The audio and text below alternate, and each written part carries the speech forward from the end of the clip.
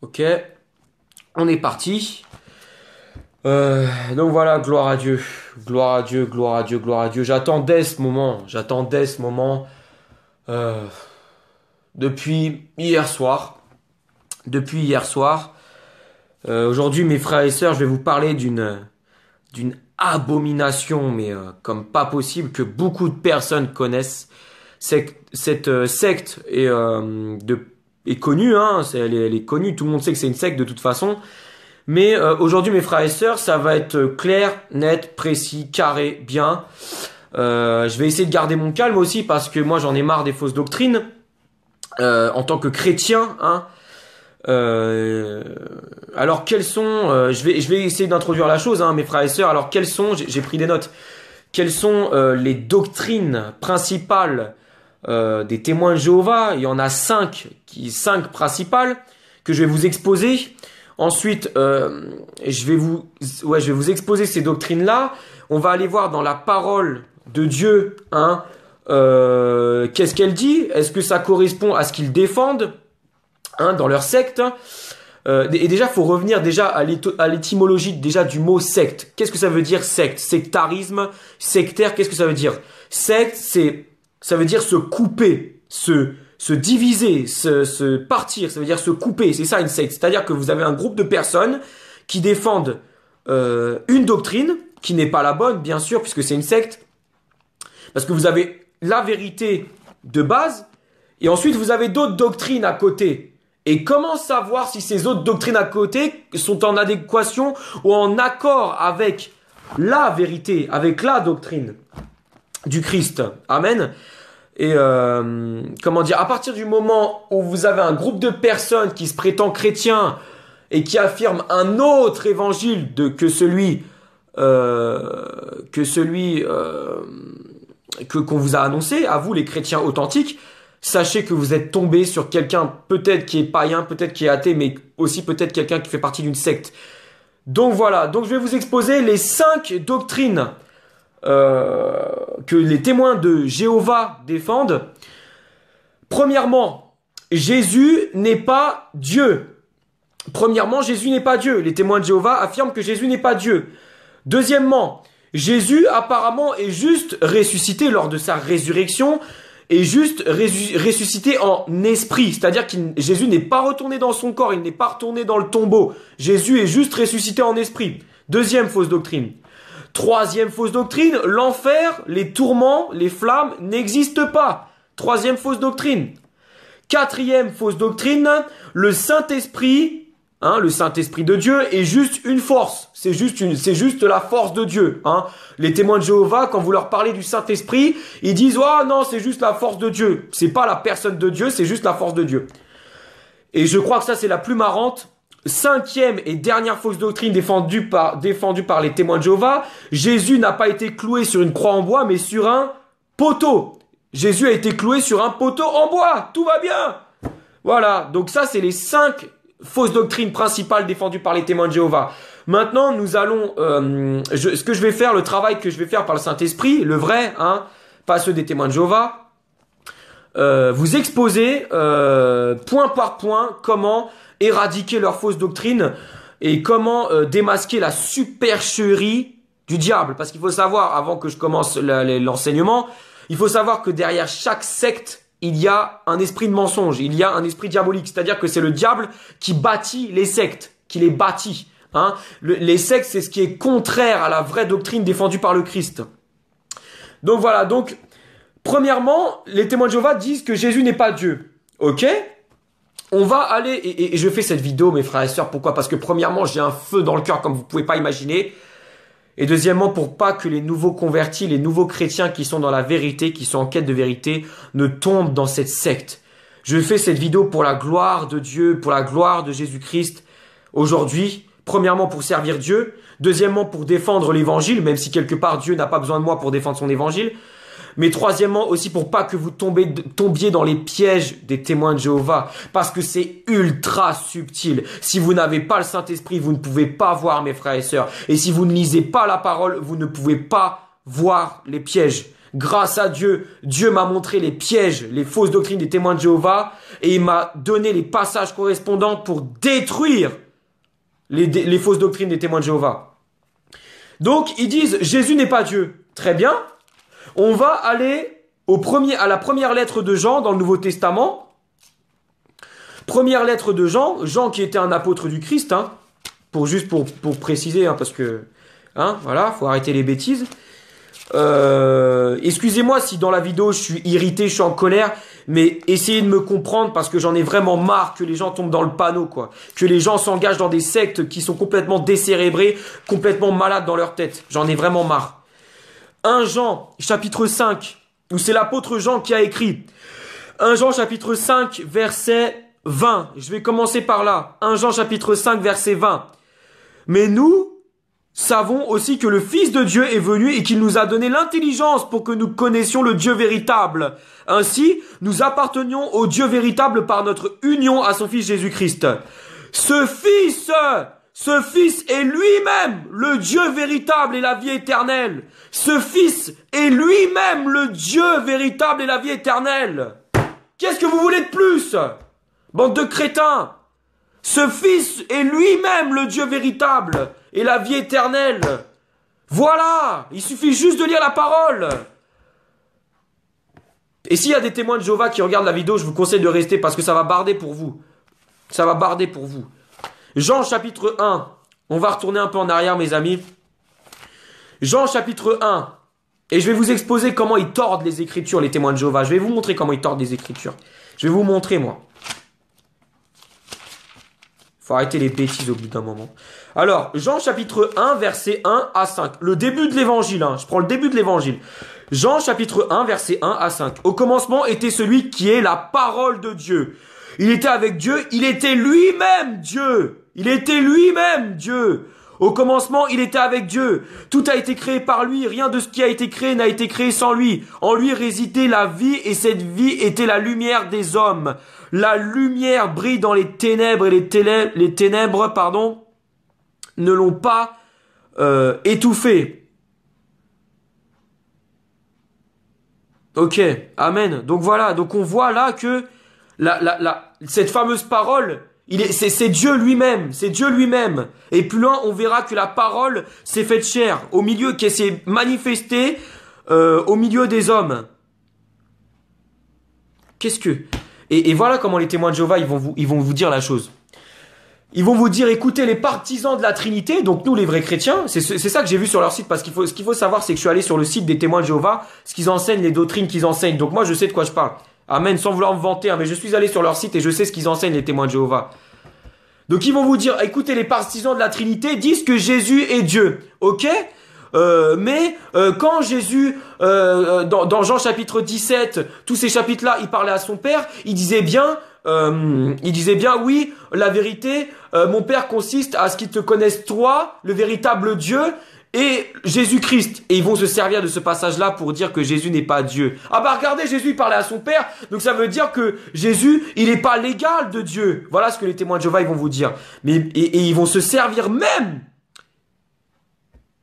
Ah si, les témoins de Jéhovah sont des crétins et des malades. Les témoins de Jéhovah sont des crétins et des malades. Et j'ai pas honte de le dire. Et j'ai pas à surveiller mon langage parce que je sais très bien de quoi je parle. Et je sais qu'ils défendent des fausses doctrines. Donc voilà. Et ils vont vous dire, Jésus n'est pas l'égal de Dieu. Pourquoi? Tout simplement parce que Jésus priait son Père. Priait le Créateur. Jésus n'est pas Dieu parce qu'il priait le Créateur. Il était soumis au Créateur, à son Père. Voilà.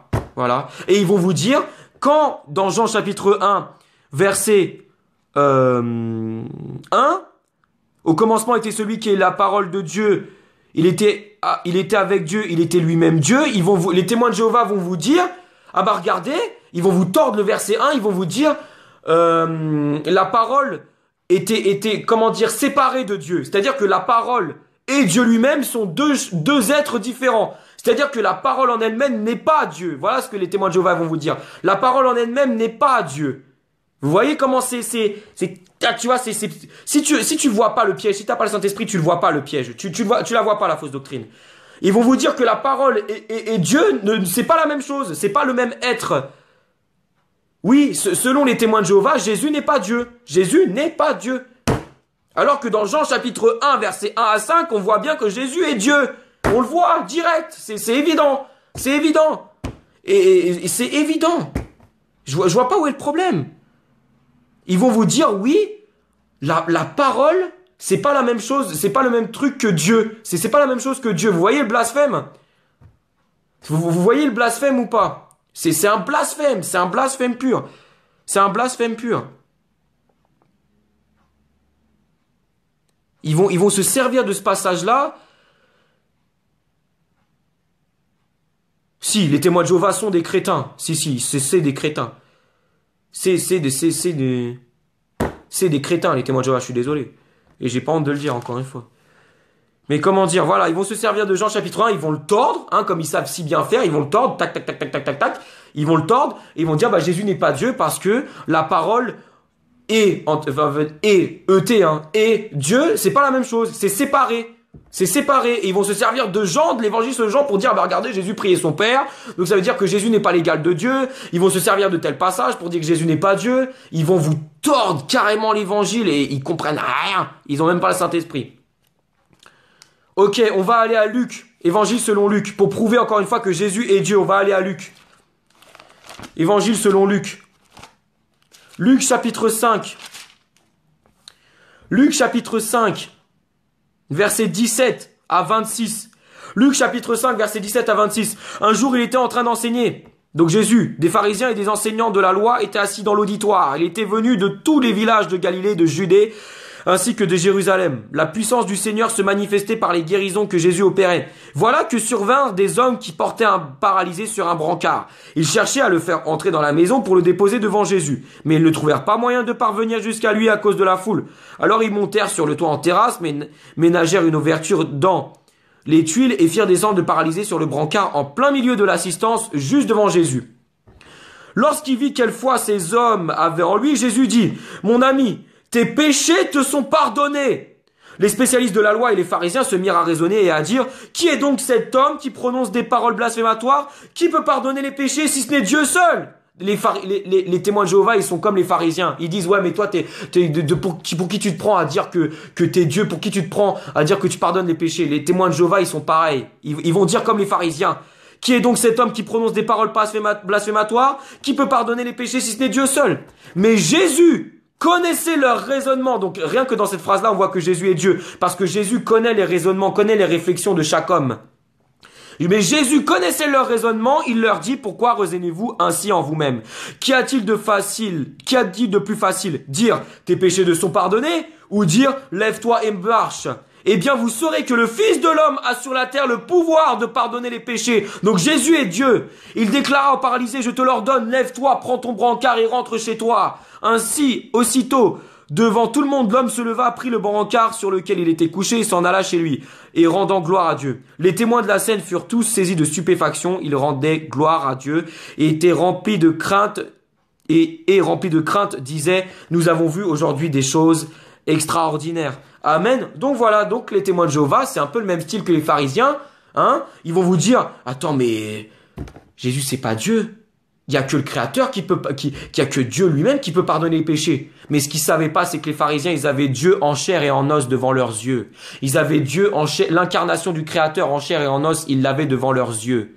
Ils l'avaient devant leurs yeux. Mais les pharisiens, ils étaient endurcis de cœur, comme les témoins de Jéhovah. Pareil, le même style. On va aller à Jean chapitre 8. Puisqu'apparemment, les témoins de Jéhovah utilisent certains passages de la parole, moi je vais en utiliser d'autres pour écraser leur fausse doctrine. Jean chapitre 8. Jean chapitre 8.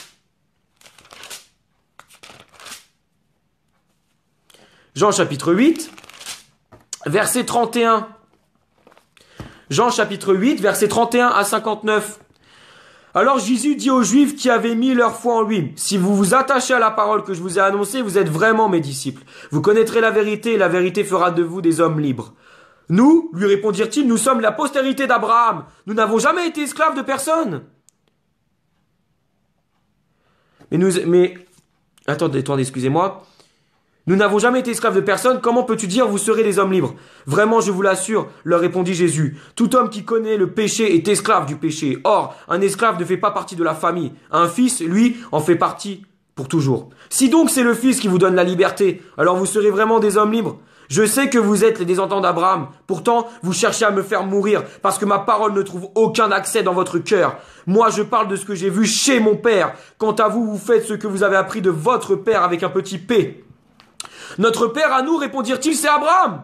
Eh bien, leur répliqua Jésus, si vous étiez vraiment des enfants d'Abraham, vous agiriez comme lui. Au lieu de cela, vous cherchez à me faire mourir. Pourquoi? Parce que je vous ai dit la vérité telle que je l'ai apprise de Dieu. Jamais Abraham n'a agi comme vous. Vous agissez exactement comme votre père à vous.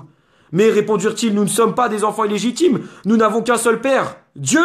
Si vraiment Dieu était votre Père, leur dit Jésus, vous m'aimeriez, car c'est de sa part que je suis ici, et c'est de sa part que je suis venu au milieu de vous. Je ne suis pas venu de ma propre initiative, c'est lui qui m'a envoyé. Pourquoi ne comprenez-vous pas ce que je vous dis? Parce que vous êtes incapable de recevoir mes paroles. Votre père, c'est le diable, et vous voulez vous conformer à ses désirs. Depuis le commencement, c'est un meurtrier. Il ne se tient pas dans la vérité, parce qu'il n'a pas de vérité en lui. Lorsqu'il ment, il parle de son propre fond, puisqu'il est menteur, lui le père du mensonge. Mais moi, je dis la vérité. C'est précisément pour cela que vous ne me croyez pas. Qui d'entre vous peut m'accuser d'avoir commis une seule faute? Si je dis vrai, pourquoi ne me croyez-vous pas? Celui qui appartient à Dieu écoute les paroles de Dieu. Si vous ne les écoutez pas, c'est parce que vous ne lui appartenez pas. Vous ne lui appartenez pas. Ils répliquèrent, nous avons bien raison de le dire. Tu n'es qu'un Samaritain, tu as un démon en toi. Non, répondit Jésus, je n'ai pas de démon en moi. Au contraire, j'honore mon Père. Mais vous me méprisez. Non, je ne cherche pas la gloire pour moi-même. C'est un autre qui s'en préoccupe et il me rendra justice. Vraiment, je vous l'assure, celui qui observe mon enseignement ne verra jamais la mort. Sur quoi les chefs des Juifs reprirent, cette fois nous sommes sûrs que tu as un démon en toi. Abraham est mort, les prophètes aussi. Et toi tu viens nous dire, celui qui observe mon enseignement ne mourra jamais? Serais-tu plus grand que notre père Abraham qui est mort? Ou que les prophètes qui sont tous morts? Pour qui te prends-tu donc? Jésus répondit, si je m'attribuais moi-même la gloire, cela n'aurait aucune valeur. Celui qui me glorifie, c'est mon Père. Celui-là, même que vous appelez votre Dieu. En fait, vous ne le connaissez pas alors que moi je le connais. Si je disais ne pas le connaître, je serais un menteur, comme vous. Mais le fait est que je connais et j'obéis à sa parole. Abraham, votre père, a exulté de joie rien qu'à la pensée de voir mon jour. De voir mon jour. Il l'a vu et en a été transporté de joie. Quoi, leur dit-il alors? Tu n'as même pas 50 ans et tu prétends avoir vu Abraham? Vraiment, je vous l'assure, leur répondit Jésus, avant qu'Abraham soit venu à l'existence, moi, je suis. Moi, je suis. Amen. Moi, je suis. C'est la même formule que le Créateur utilise. Jésus reprend la formule de son Père. Avant qu'Abraham soit venu à l'existence, moi, je suis. À ces mots, ils se mirent à ramasser les pierres pour les lui jeter, mais Jésus disparut dans la foule et sortit de l'enceinte du temple. On va aller à Jean chapitre 10, mes amis. Jean chapitre 10, verset 22. Jean chapitre 10, verset 22 à 42. Le moment vint où on célébrait à Jérusalem la fête de la consécration. C'était l'hiver. Jésus allait et venait dans la cour du temple, dans la galerie de Salomon. Alors on fit cercle autour de lui et on l'interpella. « Combien de temps nous tiendras-tu encore en haleine? Si tu es le Messie, dis-le-nous clairement !»« Je vous l'ai déjà dit, leur répondit Jésus, mais vous ne me croyez pas. Pourtant, vous avez vu les actes que j'ai accomplis au nom de mon Père. Ce sont eux qui témoignent en ma faveur, mais vous ne me croyez pas. Pourquoi? Parce que vous ne faites pas partie de mes brebis. Mes brebis écoutent ma voix, je les connais et elles me suivent. Je leur donne la vie éternelle. Jamais elles ne périront et personne ne pourra les arracher de ma main. Mon Père qui me les a donnés est plus grand que tous. Et personne ne peut arracher qui que ce soit de la main de mon Père. Or, moi et le Père, nous ne sommes qu'un. Cette fois encore, ils ramassèrent des pierres pour le tuer. Alors Jésus leur dit, « J'ai accompli sous vos yeux un grand nombre d'œuvres bonnes par la puissance du Père. Pour laquelle voulez-vous me tuer à coups de pierre ?» Les Juifs répliquèrent, « Nous ne voulons pas te tuer à cause d'une bonne action, mais parce que tu blasphèmes, car toi, qui n'es qu'un homme, tu te fais passer pour Dieu. » Et c'est ça aussi que les témoins de Jéhovah ils disent. Les témoins de Jéhovah ils disent, Jésus n'est pas Dieu, il se fait passer pour Dieu. Jésus répondit, « N'est-il pas écrit dans votre propre loi, moi le Seigneur, je vous ai dit, vous êtes des dieux ? Or, on ne saurait discuter le témoignage de l'Écriture. Si donc votre loi appelle Dieu ceux auxquels s'adresse la parole de Dieu, comment pouvez-vous m'accuser de blasphème parce que j'ai dit je suis le Fils de Dieu, quand c'est le Père qui m'a consacré et envoyé dans le monde? Si je n'accomplis pas les œuvres de mon Père, vous n'avez pas besoin de croire en moi. Mais si, au contraire, je les accomplis, même si vous ne voulez pas me croire, laissez-vous au moins convaincre par mes œuvres, parce que vous reconnaissez et que vous compreniez que le Père est en moi, et que je suis dans le Père. Là-dessus, les chefs des Juifs tentèrent à nouveau de se saisir de lui, mais il leur échappa. Après cela, Jésus se retira de l'autre côté du Jourdain, au lieu même où Jean-Baptiste avait précédemment baptisé. Il y resta quelques temps. Beaucoup de monde vint le trouver. On disait, Jean n'a fait aucun signe miraculeux, mais tout ce qu'il a dit de cet homme, donc de Jésus, était vrai. Et là, beaucoup crurent en lui. Crurent en lui. Donc voilà. Crurent en lui. Moi et le Père, nous sommes un. Non pas que Jésus, le Fils de Dieu et le Créateur soient la même personne, c'est deux êtres bien distincts, mais ils sont dans la même unité de l'Esprit Saint. Dans la même unité de l'Esprit Saint. Ils sont un. Ils sont au même niveau. Ils sont égaux. Le Père et le Fils et le Saint-Esprit, ils sont égaux. Ils sont égaux. Même si les témoins de Jéhovah, ils vont vous dire, ouais, mais non, mais n'importe quoi, gna gna gna, ils sont égaux. Malgré que le Père ait toujours autorité sur son Fils Jésus-Christ, le Père et le Fils sont au même niveau. Jésus est l'égal de Dieu. On va aller à Zacharie, Ancien Testament, pour prouver encore une fois que Jésus est Dieu. Zacharie. Je suis lassé, sincèrement, je suis lassé de... Je devrais même pas faire ce travail, normalement. Mais bon, Jésus m'y pousse, j'y peux rien. Zacharie, chapitre 12, versets 1 à 10. C'est une prophétie de l'Ancien Testament. Zacharie est un prophète de Dieu. Zacharie, chapitre 12, verset 1 à 10. Ouais, c'est ça. Ok. Proclamation. Déclaration de l'Éternel au sujet d'Israël. L'Éternel dit ceci, lui qui a étendu le ciel et posé les fondations de la terre, qui a formé l'esprit humain dans l'homme. De Jérusalem, je vais faire une coupe enivrante pour tous les peuples qui l'entourent. Il en sera de même pour Juda quand on assiégera Jérusalem. Voici, en ce jour-là, je ferai de Jérusalem une très lourde pierre pour toutes les nations, et quiconque essaiera de la lever de terre en sera tout meurtri. Tous les peuples du monde uniront leurs efforts pour la combattre. En ce jour-là, l'Éternel le déclare, je frapperai les chevaux d'épouvante et leurs cavaliers de folie. Mais sur le peuple de Juda, je veillerai. Alors que je rendrai aveugles tous les chevaux des autres peuples, et les chefs de Juda reconnaîtront alors que pour Jérusalem et pour ceux qui l'habitent, la force est en leur Dieu, le Seigneur des armées célestes. En ce jour-là, je ferai des chefs de Juda un foyer d'incendie au sein d'une forêt, une torche enflammée dans un grand tas de foin, et ils consumeront à leur droite et à leur gauche leurs peuples, les peuples d'alentour. Et Jérusalem restera installée à sa place. En premier lieu, l'Éternel sauvera la population de Juda pour que la famille de David et tous ceux qui habitent Jérusalem ne soient pas orgueilleux et ne s'exaltent pas au-dessus de Juda. En ce jour-là, l'Éternel défendra la population de Jérusalem. Le plus faible d'entre eux sera en ce jour-là comme David, et la dynastie de David sera comme Dieu, même comme l'ange de l'Éternel. Alors en ce jour-là, j'entreprendrai de détruire toute nation qui viendra pour combattre contre Jérusalem. Et c'est là que ça va être intéressant. Verset 10. Je répandrai alors sur la famille de David et sur ceux qui habitent Jérusalem un esprit de pitié et de supplication, donc l'Esprit Saint. Alors ils tourneront leur regard vers moi, celui qu'ils auront transpercé. Et c'est Dieu qui parle dans la prophétie. Qui a été transpercé à part Jésus-Christ?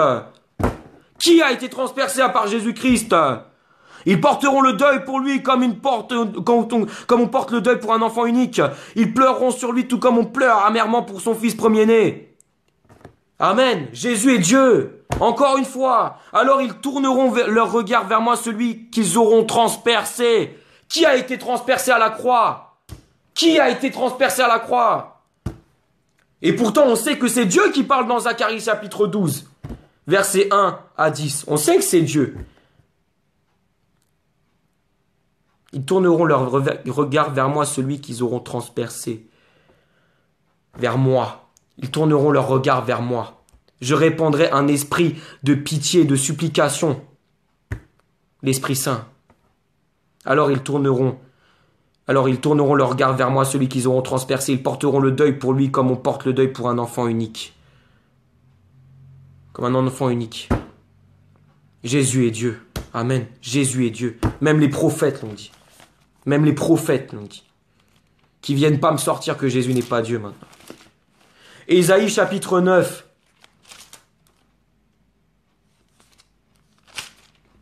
Ésaïe chapitre 9. Versets 5 et 6. Ésaïe, prophète de Dieu. Ésaïe chapitre 9, versets 5 et 6. Car pour nous un enfant est né, un fils nous est donné, et il exercera l'autorité royale. Il sera appelé merveilleux conseiller, Dieu fort. Il sera appelé merveilleux conseiller, Dieu fort. Père à jamais et prince de la paix. Il étendra sa souveraineté et il instaurera la paix qui durera toujours au trône de David et à tout son royaume. Sa royauté sera solidement fondée sur le droit et sur la justice dès à présent et pour l'éternité. Voilà ce que fera le Seigneur des armées célestes dans son ardent amour. Je répète, verset 5. Car pour nous un enfant est né, un fils nous est donné et il exercera l'autorité royale. Il sera appelé merveilleux conseiller, Dieu fort, Dieu fort. Dieu fort, Père à jamais et prince de la paix. Et on voit bien que cette prophétie, ça concerne Jésus-Christ. Ah. Et ça, c'est que... Et là, je viens de vous donner tous les passages qui prouvent que les témoins de Jéhovah ont tort quand ils disent que Jésus n'est pas Dieu. Là, c'est que le début. C'est que le début du carnage. Voilà.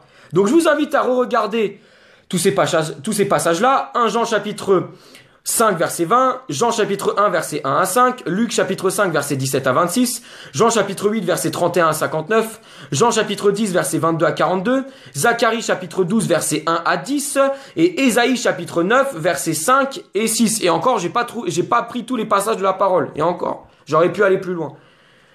On va dénoncer maintenant la deuxième fausse doctrine des témoins de Jéhovah, comme quoi Jésus apparemment serait juste ressuscité en esprit et il n'est pas retourné dans son corps. On va aller à Jean chapitre 19.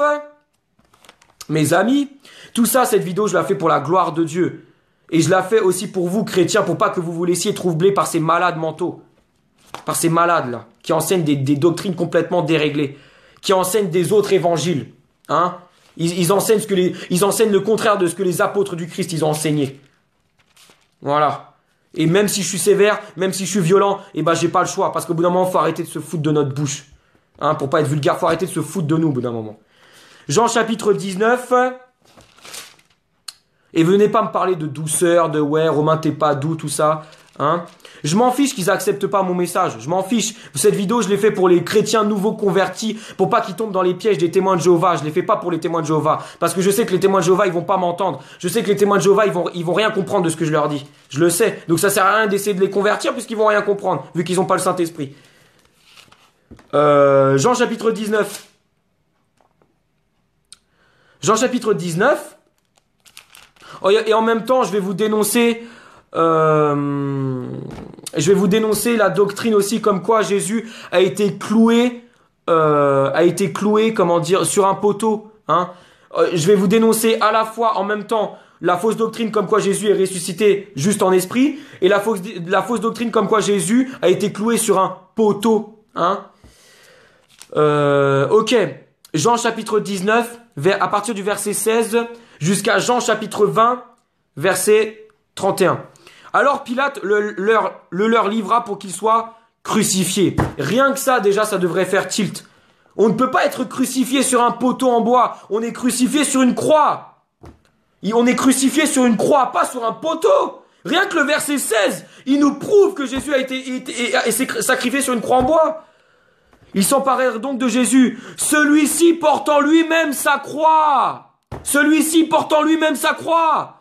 Sorti de la ville pour se rendre à l'endroit appelé lieu du crâne en hébreu Golgotha. C'est là qu'ils le crucifièrent, lui et deux autres.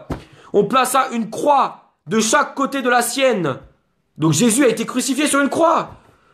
On plaça une croix de chaque côté de la sienne, celle de Jésus était au milieu. Pilate fit placer un écriteau que l'on fixa au-dessus de la croix. Il portait cette inscription: Jésus de Nazareth, le roi des Juifs. Comme l'endroit où Jésus avait été crucifié se trouvait près de la ville, beaucoup de Juifs lurent l'inscription écrite en hébreu, en latin et en grec. Les chefs des prêtres protestèrent auprès de Pilate. Il ne fallait pas mettre le roi des Juifs. Mais cet homme a dit: je suis le roi des Juifs. Pilate répliqua: ce que j'ai écrit restera écrit. Lorsque les soldats eurent crucifié Jésus, ils prirent ses vêtements et en firent 4 parts, une pour chacun d'eux. Ok, une pour chacun d'eux. Restait la tunique qui était sans couture, tissée tout d'une seule pièce de haut en bas. Les soldats se dirent entre eux, au lieu de la déchirer, tirons au sort pour savoir qui l'aura. C'est ainsi qu'il s'accomplit cette prophétie de l'écriture. Ils se sont partagés mes vêtements et ils ont tiré ma tunique au sort. Cette prophétie-là, on peut le retrouver dans les psaumes où c'est David qui parle en fait. C'est exactement ce que firent les soldats. Près de la croix de Jésus, verset 25, près de la croix de Jésus se tenait sa mère, la sœur de sa mère, Marie, femme de Clopas et Marie de Magdala. En voyant sa mère et à côté d'elle le disciple qu'il aimait, Jésus dit à sa mère, voici ton fils. Puis il dit au disciple, voici ta mère. À partir de ce moment-là, le disciple l'a repris chez lui. Après cela, Jésus, sachant que désormais tout est achevé, dit, pour que l'écriture soit accomplie, j'ai soif. Mais près de là se trouvait un vase rempli de vinaigre. On attacha donc une éponge imbibée de ce vinaigre au bout d'une branche d'hysope et on l'approcha de la bouche de Jésus. Quand il eut goûté le vinaigre, Jésus dit, tout est accompli. Il pencha la tête et rendit l'esprit. Comme on était à la veille du sabbat et de plus d'un sabbat particulièrement solennel, les chefs des Juifs voulaient éviter que les cadavres restent en croix. Restent en croix. Restent en croix.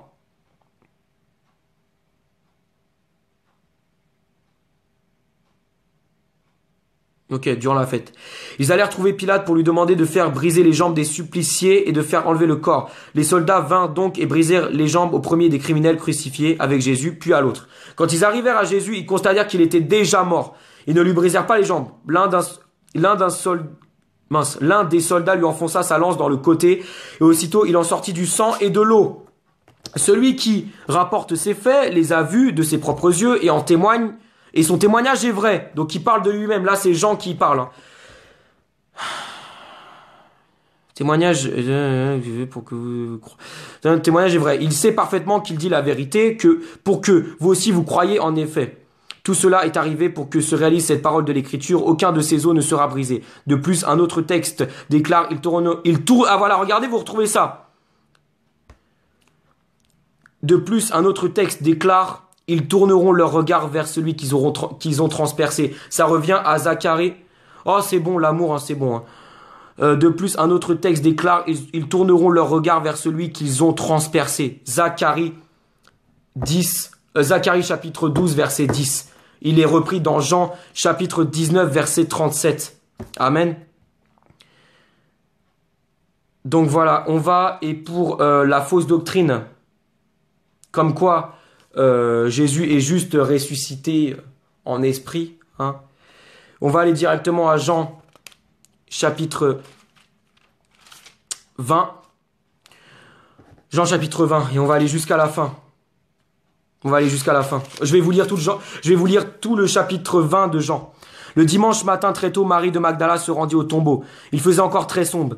Elle vit que la pierre fermant l'entrée du sépulcre avait été ôtée de devant l'ouverture. Alors elle courut prévenir Simon-Pierre et l'autre disciple, celui que Jésus aimait. On a enlevé le Seigneur de la tombe, leur dit-elle, et nous n'avons aucune idée dans l'endroit où on l'a mis. Pierre sortit donc avec l'autre disciple et ils se rendirent tous deux au tombeau. Ils couraient tous les deux ensemble, mais l'autre disciple, plus rapide que Pierre, le distança et arriva le premier au tombeau. En se penchant, il vit les linges funéraires par terre, mais il n'entra pas. Simon-Pierre qui le suivait arriva alors. Il entra dans le tombeau, vit les linges qui étaient par terre et le linge qui avait enveloppé la tête de Jésus, non pas avec les linges funéraires, mais enroulé à part à sa place. Donc les linges étaient vides. Il n'y avait plus personne dans le linge. Il n'y avait plus de corps.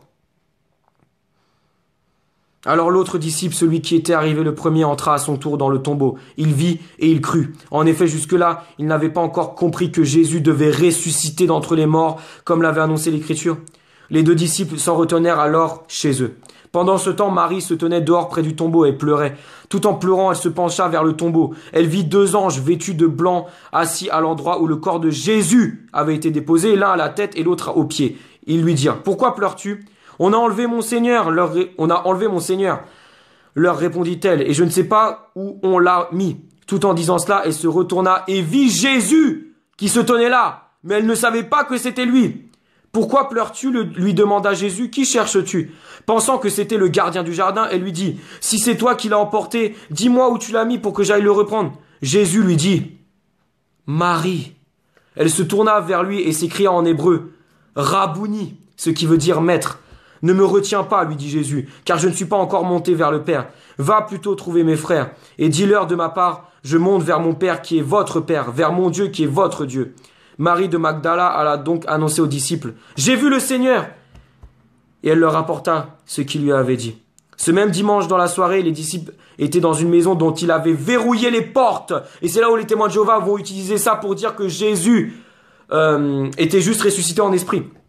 Parce qu'ils avaient eu peur des chefs des Juifs.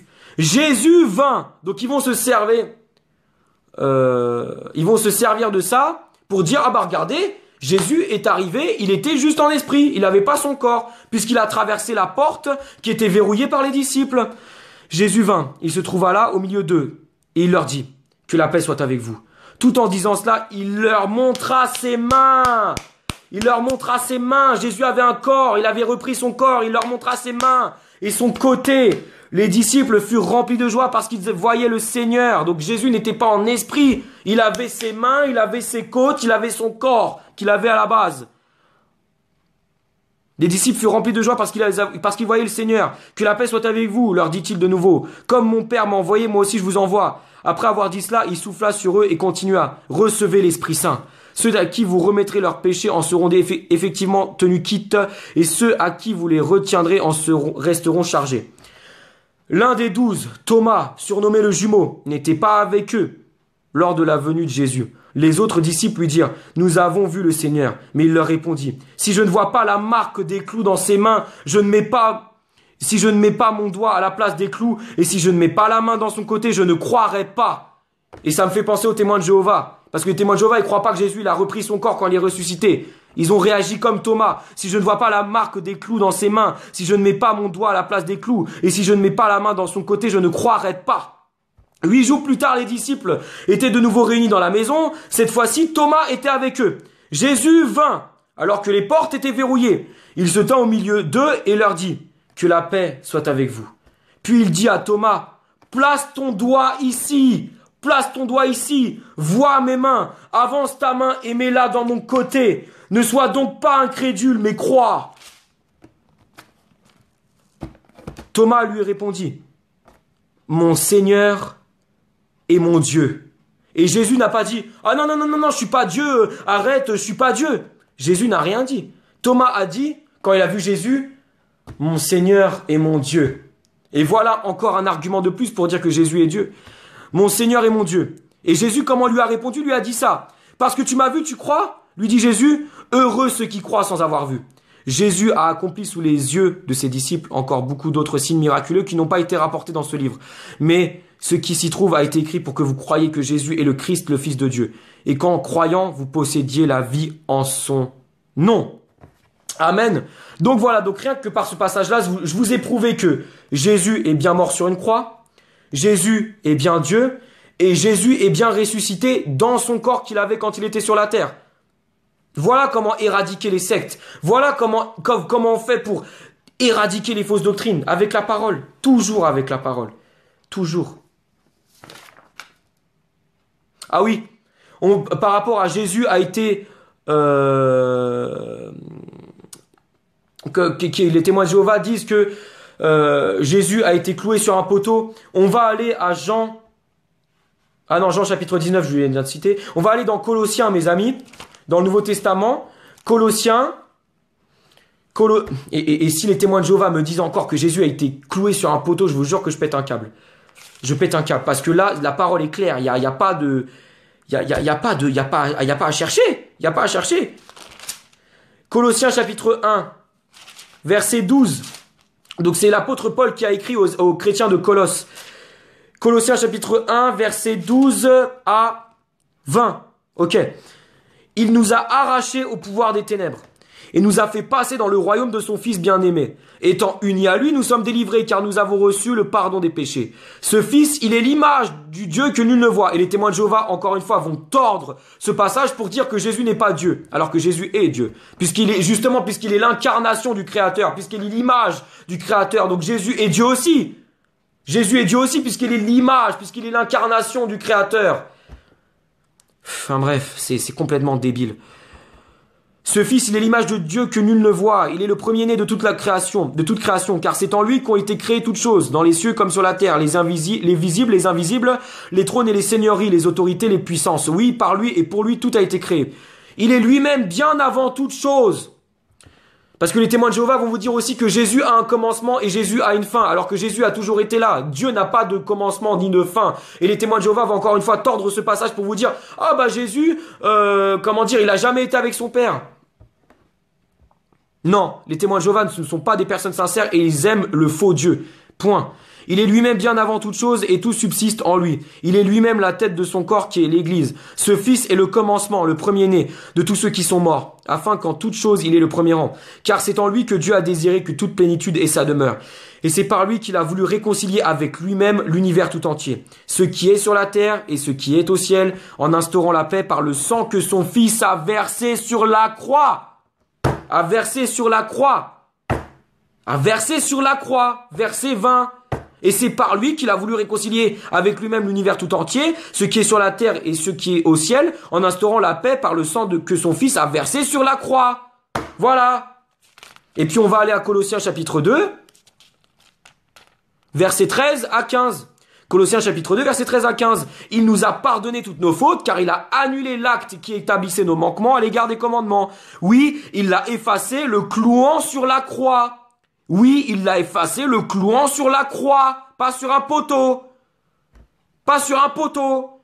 Là, il a désarmé toute autorité, tout pouvoir, et les donnant publiquement en spectacle quand il les a traînés dans ce cortège triomphal après sa victoire à la croix. C'est répété. Après sa victoire à la croix. Pas sur un poteau.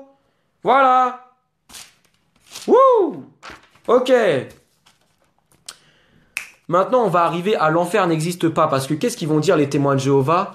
Ils vont vous dire que c'est pas possible que Dieu, puisqu'il est bon, puisqu'il est juste, c'est contraire à sa justice.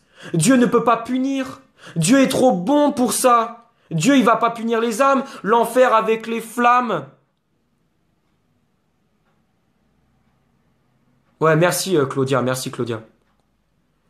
Non, c'est sur une croix que Jésus a été crucifié. Peut-être que croix en grec, ça veut dire poteau, mais Jésus a bien été crucifié sur une croix. Et l'apôtre Jean l'a vu sur une croix. Qu'est-ce que tu veux de plus? Encore des incrédules. Vous voyez, il y a des incrédules dans les commentaires. Ouais, non, c'est un poteau. Non, c'est une croix. Jean l'a vu. Il a vu les deux bandits qui étaient crucifiés sur les croix des deux côtés de Jésus, et il a vu Jésus sur la croix. L'apôtre Jean, qui a écrit l'évangile selon Jean, puisque c'est lui qui a témoigné. Mais il l'a vu sur la croix. Qu'est-ce que vous voulez de plus? C'est pas possible, votre incrédulité, ça m'énerve. Votre incrédulité, mais ça m'exaspère. Jésus était sur une croix en bois. Il n'était pas sur un poteau, que vous le vouliez ou non. Je m'en fiche qu'ils me prennent pas au sérieux. Je m'en fiche. Je fais pas cette vidéo pour eux, je fais cette vidéo pour vous, pour pas que vous tombiez dans les pièges des témoins de Jéhovah. Voilà. Parce que les témoins de Jéhovah, ils savent très bien tordre la parole. Ils savent très bien tordre la parole, les témoins de Jéhovah. Très bien, ils savent très bien le faire. Donc je disais, oui, ils vont vous dire l'enfer n'existe pas, Dieu ne peut pas punir, Dieu est juste. C'est-à-dire que Satan va arriver, il va vous dire, est-ce que tu es sûr que Dieu a dit? Est-ce que tu es sûr que Dieu punit? Mais voyons, Romain, Dieu est amour, tu es trop sévère, tu es trop cruel, Dieu ne peut pas punir, l'enfer n'existe pas. Moi, je vais vous exposer avec quelques paroles, pas même sans la Bible. Récapitulons. Les témoins de Jéhovah disent que l'enfer, la punition éternelle n'existe pas pour les infidèles. Ok, très bien, j'entends.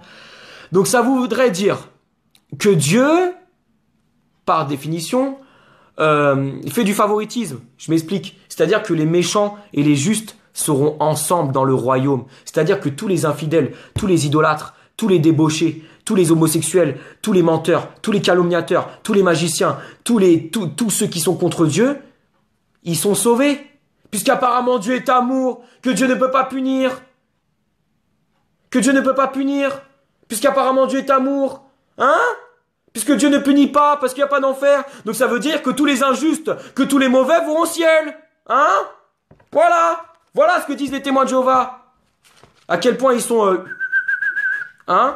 Et pour ça, on va aller à 2 Timothée 4 pour dénoncer cette fausse doctrine. 2 Timothée 4, 2 Timothée 4, versets 3 à 5. Car le temps viendra où les hommes ne voudront plus rien savoir de l'enseignement authentique, au gré de leurs propres désirs. Ils se choisiront une foule de maîtres, qui sont des faux pasteurs, hein, à qui ils demanderont agréablement de leur caresser les oreilles. L'enfer n'existe pas. Oh, c'est tellement bon, j'adore cette doctrine. Oh, l'enfer n'existe pas, c'est merveilleux. Oh, ah, man, ça pue votre doctrine. De leur caresser agréablement les oreilles. Ils détourneront l'oreille de la vérité, comme les témoins de Jéhovah, pour écouter des récits de pure invention. Mais toi, garde en toutes circonstances le contrôle de toi-même. Supporte les souffrances, remplis bien ton rôle de prédicateur de l'évangile, accomplis pleinement ton ministère.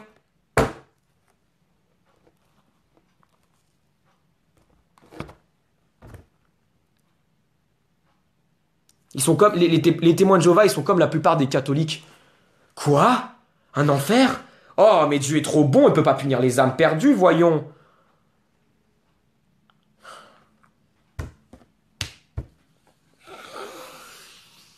Satan est très malin. Très malin. Et à cause des témoins de Jéhovah, il y a énormément de gens qui partent en enfer à cause des fausses doctrines. On va aller à Matthieu. Vous savez quoi? Je vais même plus parler. Je vais juste dire des passages de la parole. Je vais même plus parler parce que ça me saoule. Ça me saoule d'être aussi... Enfin, j'ai même pas de mots. Moi, quand je vois ça, ça me désespère, hein, mes frères et sœurs. Hein. À quel point ils sont égarés, ces gens-là. Hein. La secte des témoins de Jéhovah, ils sont égarés. Hein. Ils sont égarés, hein, clairement. Combien de fois Jésus a parlé du châtiment? Combien de fois? Combien de fois? Matthieu 13. On va aller à Matthieu chapitre 13, mes frères et sœurs. Excusez-moi pour ma colère, excusez-moi pour ma lassitude, mais j'en peux plus, quoi. J'en peux plus. Matthieu 13. Matthieu 13. Versets 24 à 30. La parabole de la mauvaise herbe. Versets 24 à 30. Il leur proposa une autre parabole. Il en est du royaume des cieux comme d'un homme qui avait semé du bon grain dans son champ. Pendant que tout le monde dormait, son ennemi sema une mauvaise herbe au milieu du blé, puis s'en alla. Quand le blé eut poussé et produit des épis, on vit aussi paraître la mauvaise herbe. Les serviteurs du propriétaire de ce champ vinrent lui demander: Maître, n'est-ce pas du bon grain que tu as semé dans ton champ? D'où vient donc cette mauvaise herbe? Les témoins de Jéhovah, c'est la mauvaise herbe aussi. Hein. Il leur répondit: c'est un ennemi qui a fait cela. Alors les serviteurs demandèrent: veux-tu donc que nous arrachions cette mauvaise herbe? Non, répondit le maître, car en enlevant la mauvaise herbe, vous risqueriez d'arracher le blé en même temps. Laissez pousser les deux ensemble jusqu'à la moisson. À ce moment-là, je dirai au moissonneur: enlevez d'abord la mauvaise herbe et liez-la en botte pour la brûler. Pour la brûler. Ensuite, vous couperez le blé et vous le rentrerez dans mon grenier. Et maintenant, on va aller à l'explication de la parabole que je viens de vous citer. Matthieu 13, verset 36 à 43, pardon. Matthieu 13, verset 36 à 43. Alors Jésus laissa la foule et il rentra dans la maison. Ses disciples vinrent auprès de lui et lui demandèrent: explique-nous la parabole de la mauvaise herbe dans le champ. Il leur répondit: celui qui sème la bonne semence, c'est le Fils de l'homme. Donc c'est Jésus lui-même. C'est Jésus lui-même. Le champ, c'est le monde. La bonne semence, ce sont ceux qui font partie du royaume de Dieu. La mauvaise herbe, ce sont ceux qui suivent le diable, comme les témoins de Jéhovah, par exemple. L'ennemi qui a semé les mauvaises graines, les fausses doctrines. C'est le diable. La moisson, c'est la fin du monde, et les moissonneurs, ce sont les anges. Comme on arrache la mauvaise herbe et qu'on la ramasse pour la jeter au feu, hein? Ainsi en sera-t-il à la fin du monde. Le Fils de l'homme enverra ses anges et ils élimineront de son royaume tous ceux qui incitent les autres à pécher. Donc il y a bien une condamnation. Il y a bien une condamnation pour les pécheurs, pour ceux qui ne seront pas repentis. Ainsi, il y a mes péchés et ceux qui font le mal, ils les précipiteront dans la fournaise ardente. Ils les précipiteront dans la fournaise ardente, où il y aura des pleurs et d'amers regrets. Alors les justes resplendiront comme le soleil dans le royaume de leur Père, celui qui a des oreilles qui l'entendent. Donc il y a bien une condamnation, il y a bien un enfer, il y a bien des flammes, il y a bien des tourments. On va aller au verset 47 jusqu'à 50. Jusqu'à 50. Attendez.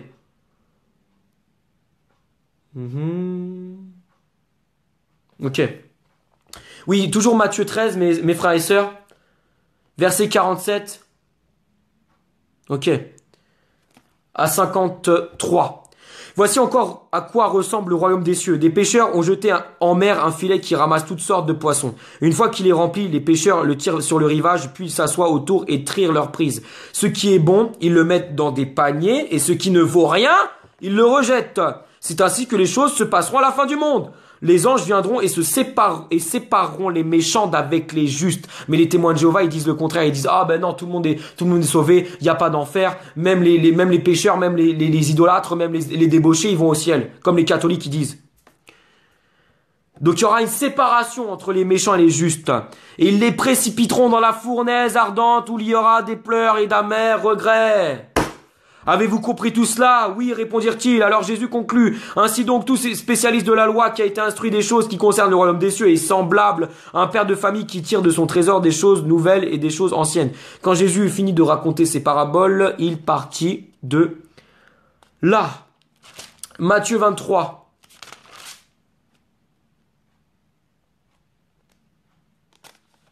Vous voyez? Il y a encore des gens qui vous troublent. Gédéon, là. Il y a encore des gens qui vous troublent, qui disent que Jésus n'est pas Dieu. Qui n'est pas Dieu le Fils. Il y a encore des...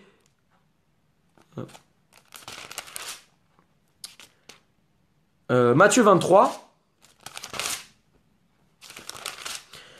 Matthieu 23. Versets 33 à 35.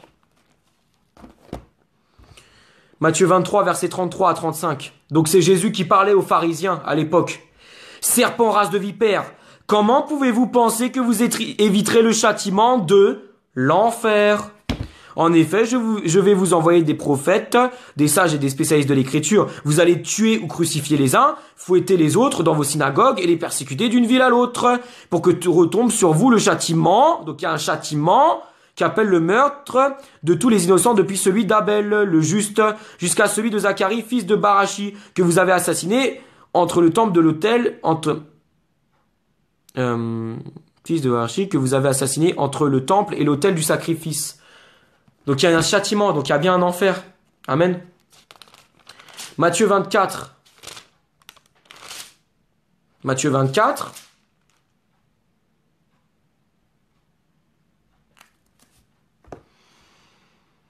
Matthieu 24, versets 45 à 51. Matthieu 24, versets 45 à 51. Quel est le serviteur fidèle et sensé à qui le maître a confié le soin de veiller sur l'ensemble de son personnel pour qu'il distribue à chacun sa nourriture au moment voulu? Heureux ce serviteur que le maître à son retour trouvera en train d'agir comme il le lui a demandé. Vraiment, je vous l'assure, son maître lui confiera l'administration de tout ce qu'il possède.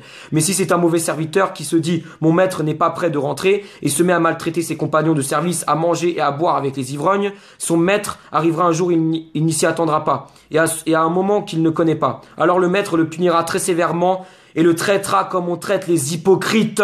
C'est là qu'il y aura des pleurs et d'amers regrets. C'est là qu'il y aura des pleurs et d'amers regrets. D'amers regrets. Matthieu 25. Matthieu 25, versets 29 et 30.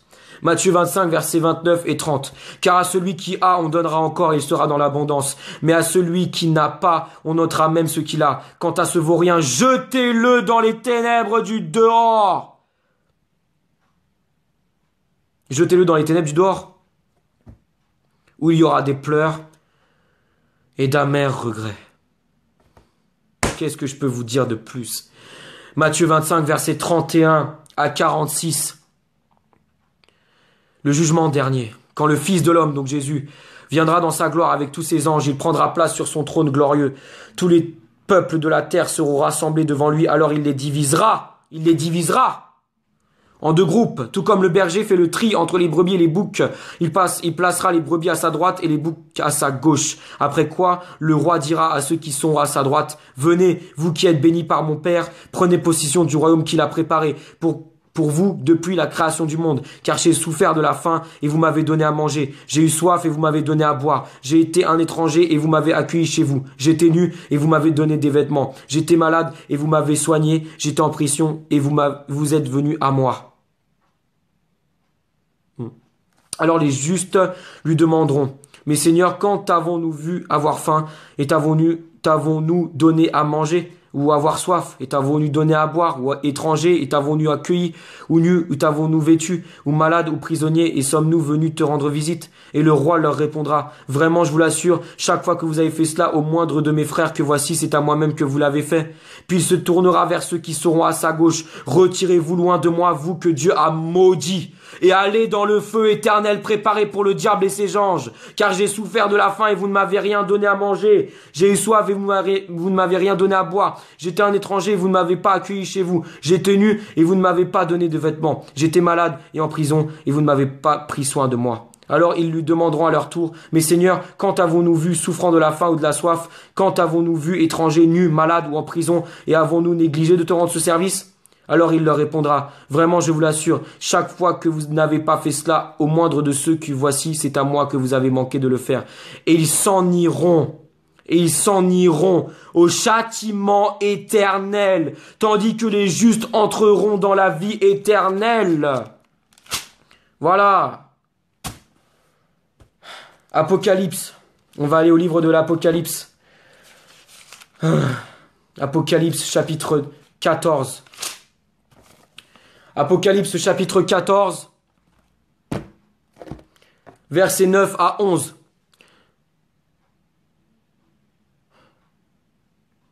Apocalypse chapitre 14, versets 9 à 11. Un troisième ange les suivit, proclamant d'une voix forte, celui qui adore la bête et son image et qui accepte de recevoir sa marque sur le front et sur la main devra aussi boire du vin de la fureur de Dieu. Ce vin lui sera versé pur dans la coupe de la colère divine et il souffrira de tourments dans le feu et le soufre, devant les saints anges et devant l'agneau, donc Jésus. La fumée de leur tourment s'élèvera à perpétuité. Quiconque adore la bête et son image, quiconque accepte la marque de son nom et ne connaîtra aucun repos ni de jour, ni de nuit. Amen. Apocalypse chapitre 20. Apocalypse chapitre 20.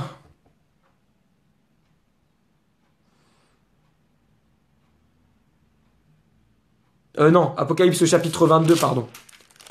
Apocalypse chapitre 22. Apocalypse chapitre 22, versets 12 à 16. Oui, dit Jésus, je viens bientôt. J'apporte avec moi mes récompenses, pour rendre à chacun selon ce qu'il aura fait. Je suis l'alpha et l'oméga, le premier et le dernier. Et si vous voyez ces références à Ésaïe, au prophète Ésaïe, parce que l'Éternel, Dieu lui-même a dit ça dans le livre du prophète Ésaïe, je suis l'alpha et l'oméga, le premier et le dernier, le commencement et la fin. Il y a Dieu qui dit ça dans le livre du prophète Ésaïe, c'est une référence, c'est un rappel. Heureux ceux qui lavent leurs vêtements, ils auront le droit de manger du fruit de l'arbre de vie et de franchir les portes de la ville. Mais dehors, les ignobles, ceux qui pratiquent la magie, les débauchés, les meurtriers, ceux qui adorent les idoles et tous ceux qui aiment et pratiquent le mensonge. Moi, Jésus, j'ai envoyé mon ange pour rendre témoignage à ces vérités destinées aux églises. Je suis le rejeton de la racine de David, son descendant. C'est moi, l'étoile brillante du matin. Amen. Donc voilà, rien qu'avec tous ces passages, et on va aller à un dernier passage pour terminer pour cette doctrine, cette fausse doctrine-là. On va aller à Luc. Ce que tu ne comprends pas, Gédéon, ce que tu ne comprends pas, c'est que oui, Jésus, quand il était sur la croix, il a dit, Père, pourquoi tu m'as abandonné? Il a parlé à son Père, oui. Mais ce qu'il faut comprendre, c'est que Jésus est l'incarnation du Créateur. Il y a bien le Père, le Fils et le Saint-Esprit. Je suis d'accord avec toi, Gédéon. Mais Jésus est l'incarnation du Créateur. Voilà pourquoi les témoins de Jéhovah et leurs doctrines sont horribles. Parce que les témoins de Jéhovah sous-entendent que c'est une créature qui est morte à la croix. Ils prétendent que c'est une créature qui est morte à la croix.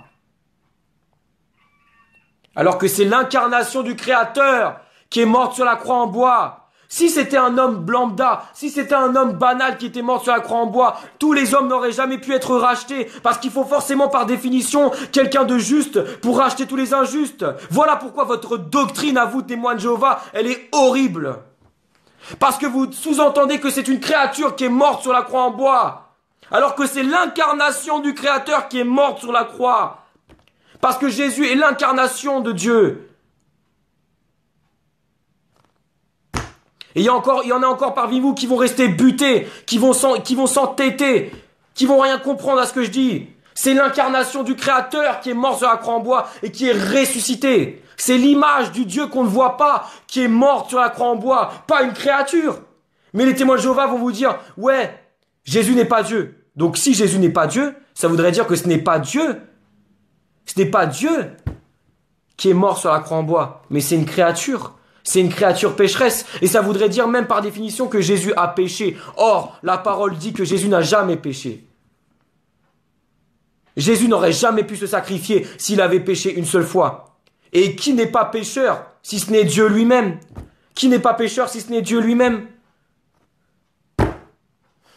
Rien que ça devrait vous faire réfléchir. C'est pas une créature qui est morte sur la croix en bois. C'est l'incarnation du Créateur qui est mort sur la croix en bois. C'est Dieu fait chair et en os qui est mort sur la croix en bois. Donc Jésus est Dieu par définition. Jésus est l'égal de son Père, même si le Père a toujours autorité sur son Fils. Oui, Jésus, quand il était sur la croix en bois, il s'est pas parlé à lui-même. Il s'est pas parlé à lui-même, il a parlé à son Père qui est dans les cieux. Oui, mais c'est l'incarnation du Créateur qui est morte sur la croix en bois. Voilà pourquoi je suis énervé, parce que vous ne comprenez rien. Et vous vous laissez avoir par des gens qui ne comprennent rien à la parole. C'est l'incarnation du Créateur qui est mort sur la croix en bois. Si c'était une créature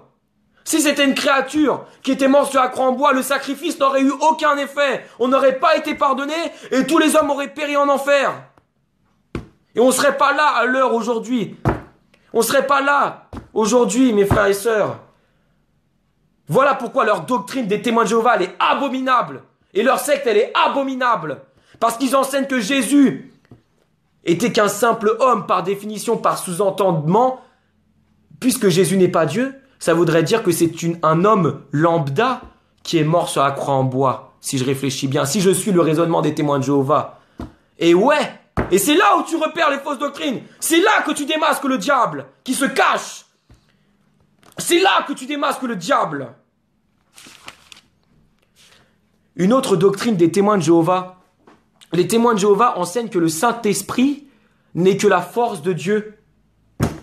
Le Saint-Esprit n'est que la force de Dieu.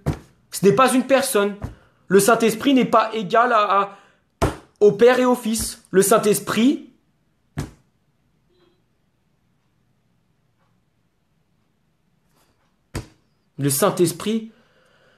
n'est que la force de Dieu. On va aller à Éphésiens chapitre 4. Éphésiens chapitre 4. Excusez-moi. Excusez-moi pour ma colère, mais je ne supporte plus les fausses doctrines. Je ne les supporte plus. C'est tellement facile de repérer une secte, de repérer une fausse doctrine. Tellement facile. Éphésiens. On va voir si le Saint-Esprit, c'est apparemment que la force de Dieu. On va voir maintenant. Puisque les témoins de Jéhovah, ils enseignent ça aussi.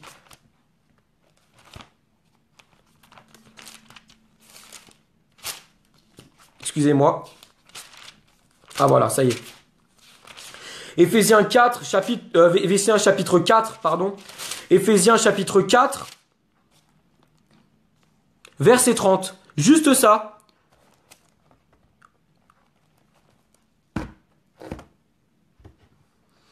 N'attristez pas le Saint-Esprit de Dieu, car par cet esprit, Dieu vous a marqué de son sceau comme sa propriété pour le jour de la délivrance finale. Est-ce qu'on peut attrister une force? Est-ce qu'on peut irriter? Est-ce qu'on peut attrister une force ou une énergie? Non, on attriste et on irrite une personne. Le Saint-Esprit est une personne, c'est la personne de Dieu. Rien que par ce verset-là, je viens de vous éclater la fausse doctrine, comme quoi les témoins de Jéhovah, ils disent que le Saint-Esprit, ça serait apparemment que la force de Dieu. Mais tout ce qui concerne la sagesse, tout ce qui concerne le discernement, tout ce qui concerne la vérité, tout ce qui concerne la justice, tout ce qui concerne l'amour, tout ce qui concerne tout ça, les témoins de Jéhovah, ils en ont rien à faire. Parce que le Saint-Esprit, c'est juste la force de Dieu. Eh ben non, le Saint-Esprit, c'est la personne de Dieu. C'est un esprit, c'est l'esprit de Dieu. C'est l'esprit du Christ et c'est l'esprit du Créateur. Dans la même unité. Voilà comment on déraille des fausses doctrines. Ah là là là. Voilà. Si il y a des gourous dans les témoins de Jéhovah, ce sont des gourous, ce sont des faux pasteurs. Les témoins, ceux qui enseignent dans les témoins de Jéhovah, ce sont des gourous. Et de toute façon, ils sont pas dans la vérité, donc. Éphésiens 4. Éphésiens 4, on va retourner. Mince, j'aurais pas dû quitter Éphésiens. Éphésiens 4.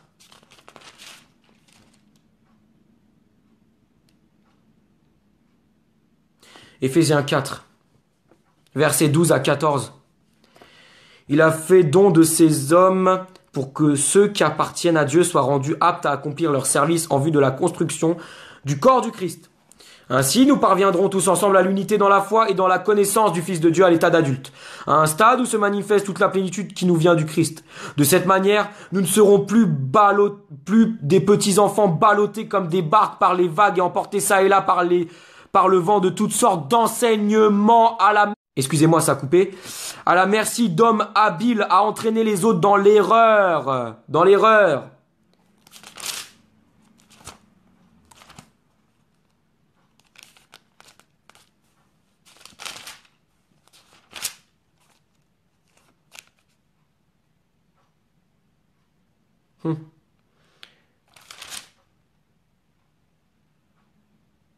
Un Thessalonicien, mes amis.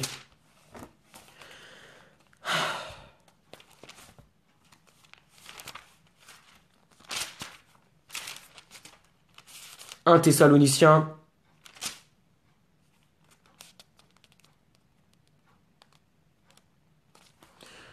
Voilà.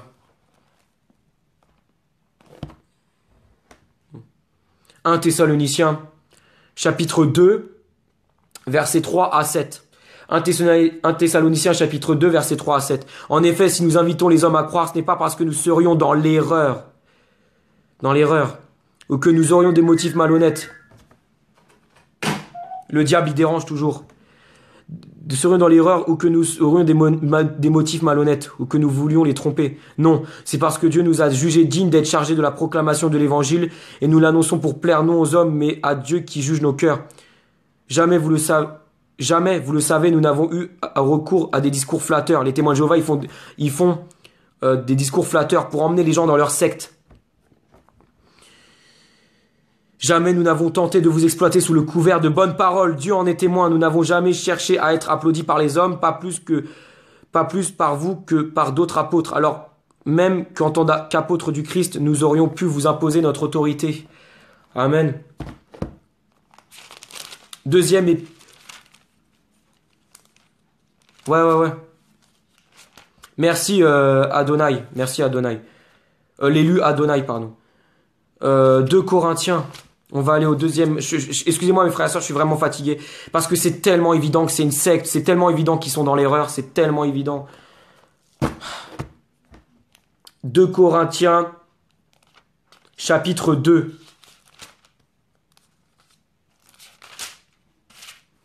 « 2 Corinthiens, chapitre 2.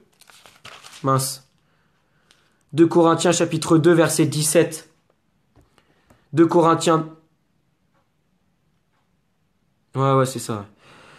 2 Corinthiens, chapitre 2, verset 17. En tout cas, nous ne sommes pas comme tant d'autres qui accommodent la parole de Dieu pour en tirer profit.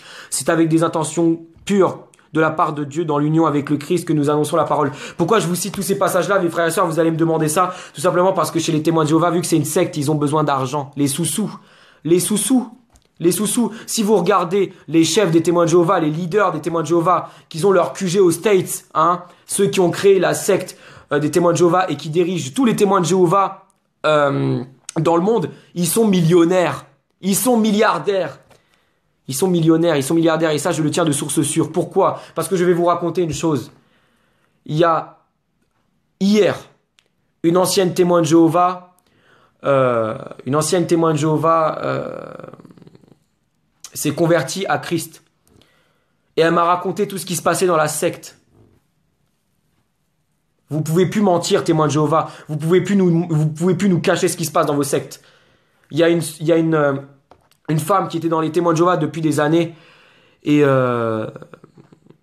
comment dire, elle est sortie de la secte et maintenant elle a ouvert les yeux sur la secte, elle a ouvert les yeux sur les faux enseignements que les gourous donnent aux adeptes. Et elle est venue me voir, elle est venue me parler, elle m'a raconté son témoignage et elle m'a raconté tout ce qui se passe dans la secte des témoins de Jéhovah. Voilà. Vous savez que quand vous intégrez les témoins de Jéhovah, si vous voulez partir de la secte des témoins de Jéhovah, il faut écrire une lettre. Sinon, ils vous lâchent pas, ils viennent chez vous. Vous savez qu'il faut écrire une lettre à la secte des témoins de Jéhovah pour que vous partiez. Vous le saviez ça ou pas? Vous saviez que chez les témoins de Jéhovah, il y a des cas de pédophilie, d'adultère et de polygamie? Vous le saviez ou pas? Bizarrement, c'est pas ce que Christ a ordonné dans sa parole, il me semble. Enfin, je dis ça, je dis rien, mais... Et encore une fois, il y a des gens qui vont défendre les témoins de Jéhovah dans les commentaires. Vous pouvez plus les défendre. Parce que j'ai reçu le témoignage d'une ancienne témoin de Jéhovah qui était dans la secte et qui en est sortie par la grâce de Christ, qui l'a sortie de là-dedans. Et malheureusement, il y a encore sa fille de 20 ans qui est encore dans la secte. Et vous savez ce que les enseignants des témoins de Jéhovah proclament? Ils disent que si dans votre famille, il y a des gens qui font pas partie de notre secte, vous n'avez pas le droit de leur parler, vous n'avez pas le droit d'avoir des contacts avec eux, vous n'avez pas le droit de leur parler, vous n'avez pas le droit de les aimer, vous n'avez pas le droit de prendre contact avec eux. Voilà. Et ça, c'est la vérité. Parce que j'ai reçu le témoignage d'une ancienne témoin de Jéhovah qui m'a tout raconté. Donc vous pouvez plus nous mentir. Vous pouvez plus nous mentir. Bizarrement, c'est pas ce que Jésus a enseigné. C'est bizarre, C'est bizarre. Je dis ça, je dis rien. 2 Corinthiens 9. Ah voilà. Je vais vous parler d'une autre chose aussi qui se passe chez les témoins de Jéhovah. Le don. On force les témoins, les chefs des témoins de Jéhovah, une fois que vous allez intégrer la secte, ils vont vous forcer à donner de l'argent, soi-disant pour le ministère, soi-disant pour la mission, soi-disant pour l'établissement de la communauté. Mais derrière communauté, il y a le mot secte. Voilà, 2 Corinthiens chapitre 9. 2 Corinthiens chapitre 9 versets 6 à 10. On va voir ce que la parole de Dieu dit, contrairement aux témoins de Jéhovah qui vont vous forcer à donner de l'argent.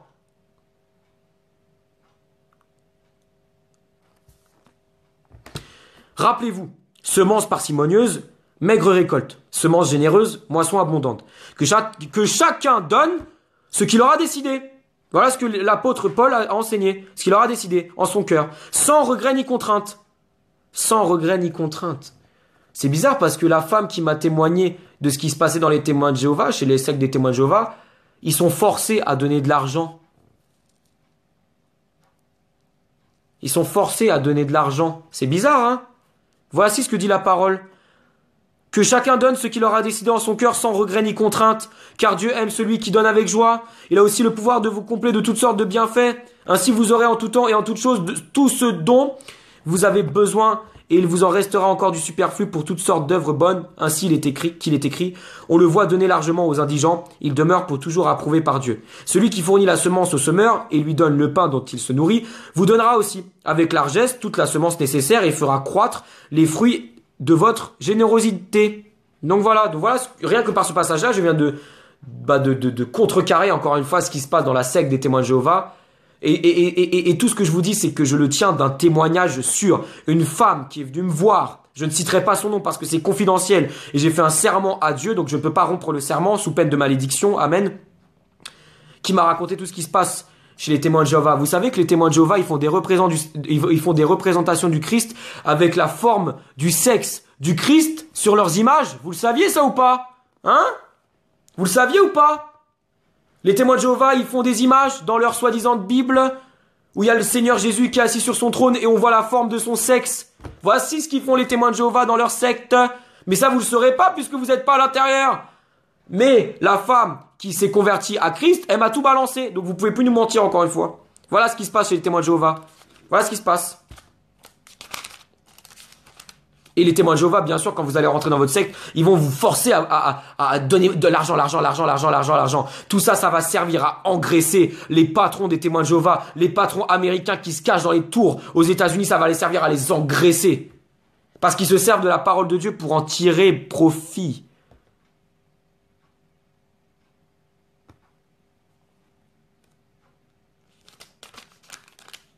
« 2 Corinthiens 11. 2 Corinthiens 11. 2 Corinthiens 11, versets 3 à 15. C'est Paul qui parle encore une fois. « Or, j'ai bien peur que vous laissiez votre esprit se corrompre et se détourner de votre attachement sincère et pur au Christ comme Ève s'est laissée séduire par le mensonge tortueux du serpent, du diable. » Voilà comment les témoins de Jéhovah s'y prennent, comme le serpent. Si quelqu'un vient vous annoncer un autre Jésus que celui que nous avons prêché, donc par exemple, Jésus n'est pas Dieu en chair, c'est un autre Jésus. C'est un autre Jésus. Vous le supportez fort bien. Vous supportez bien aussi de recevoir un autre esprit que celui que vous avez reçu ou un autre évangile que celui que vous avez accepté. J'estime cependant n'être en rien inférieur à ces super apôtres. Je ne suis peut-être pas un brillant orateur, mais je sais au moins de quoi je parle. Nous vous en avons donné la preuve à tout égard et en toutes circonstances. Ai-je commis une faute en m'abaissant moi-même pour vous élever, en vous annonçant gratuitement la bonne nouvelle de Dieu? Chez les témoins de Jéhovah, pour entendre la bonne nouvelle, il faut payer. Bonne nouvelle de Dieu, j'ai dépouillé d'autres églises qui m'ont régulièrement envoyé de l'argent pour que j'exerce mon ministère parmi vous. Pendant tout mon séjour chez vous, je n'ai été à la charge de personne, quoique je me sois trouvé dans le besoin. Ce sont des frères venus de Macédoine qui ont pourvu à ce qui me manquait. En tout, je me suis gardé d'être à votre charge et j'en m'en garderai à l'avenir. Par la vérité qui vient du Christ et qui est en moi, je le déclare, je ne me laisserai pas ravir ce titre de gloire dans les provinces d'Achaïe. Pourquoi agir de la sorte? Parce que je ne vous aime pas? Dieu sait ce qu'il en est. Mais j'agis ainsi et je continuerai à le faire pour ôter toute possibilité à ceux qui en cherchent une de se présenter comme nos égaux en s'appuyant sur leur prétendu titre de gloire. Ces hommes-là sont de faux apôtres, des ouvriers malhonnêtes déguisés en apôtres du Christ. Cela n'a rien d'étonnant. Satan lui-même ne se déguise-t-il pas en ange de lumière? Il n'est donc pas surprenant que ces agents aussi se déguisent en serviteurs de ce qui est juste, mais ils auront la fin que méritent leurs œuvres. Amen. Amen. Gloire à Dieu. On va aller à la deuxième lettre de Pierre.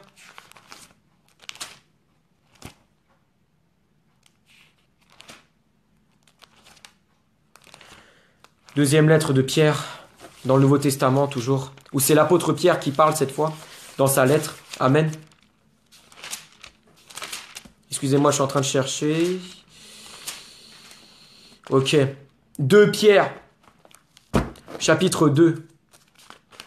2 Pierre, chapitre 2, versets 1 à 22. 2 Pierre, chapitre 2, versets 1 à 22. Autrefois, il y eut des prophètes de mensonges parmi le peuple d'Israël. Il en sera de même parmi vous. Ces enseignants de mensonges introduiront subtilement parmi vous des erreurs qui mènent à la perdition. Ils renieront le maître qui les a rachetés.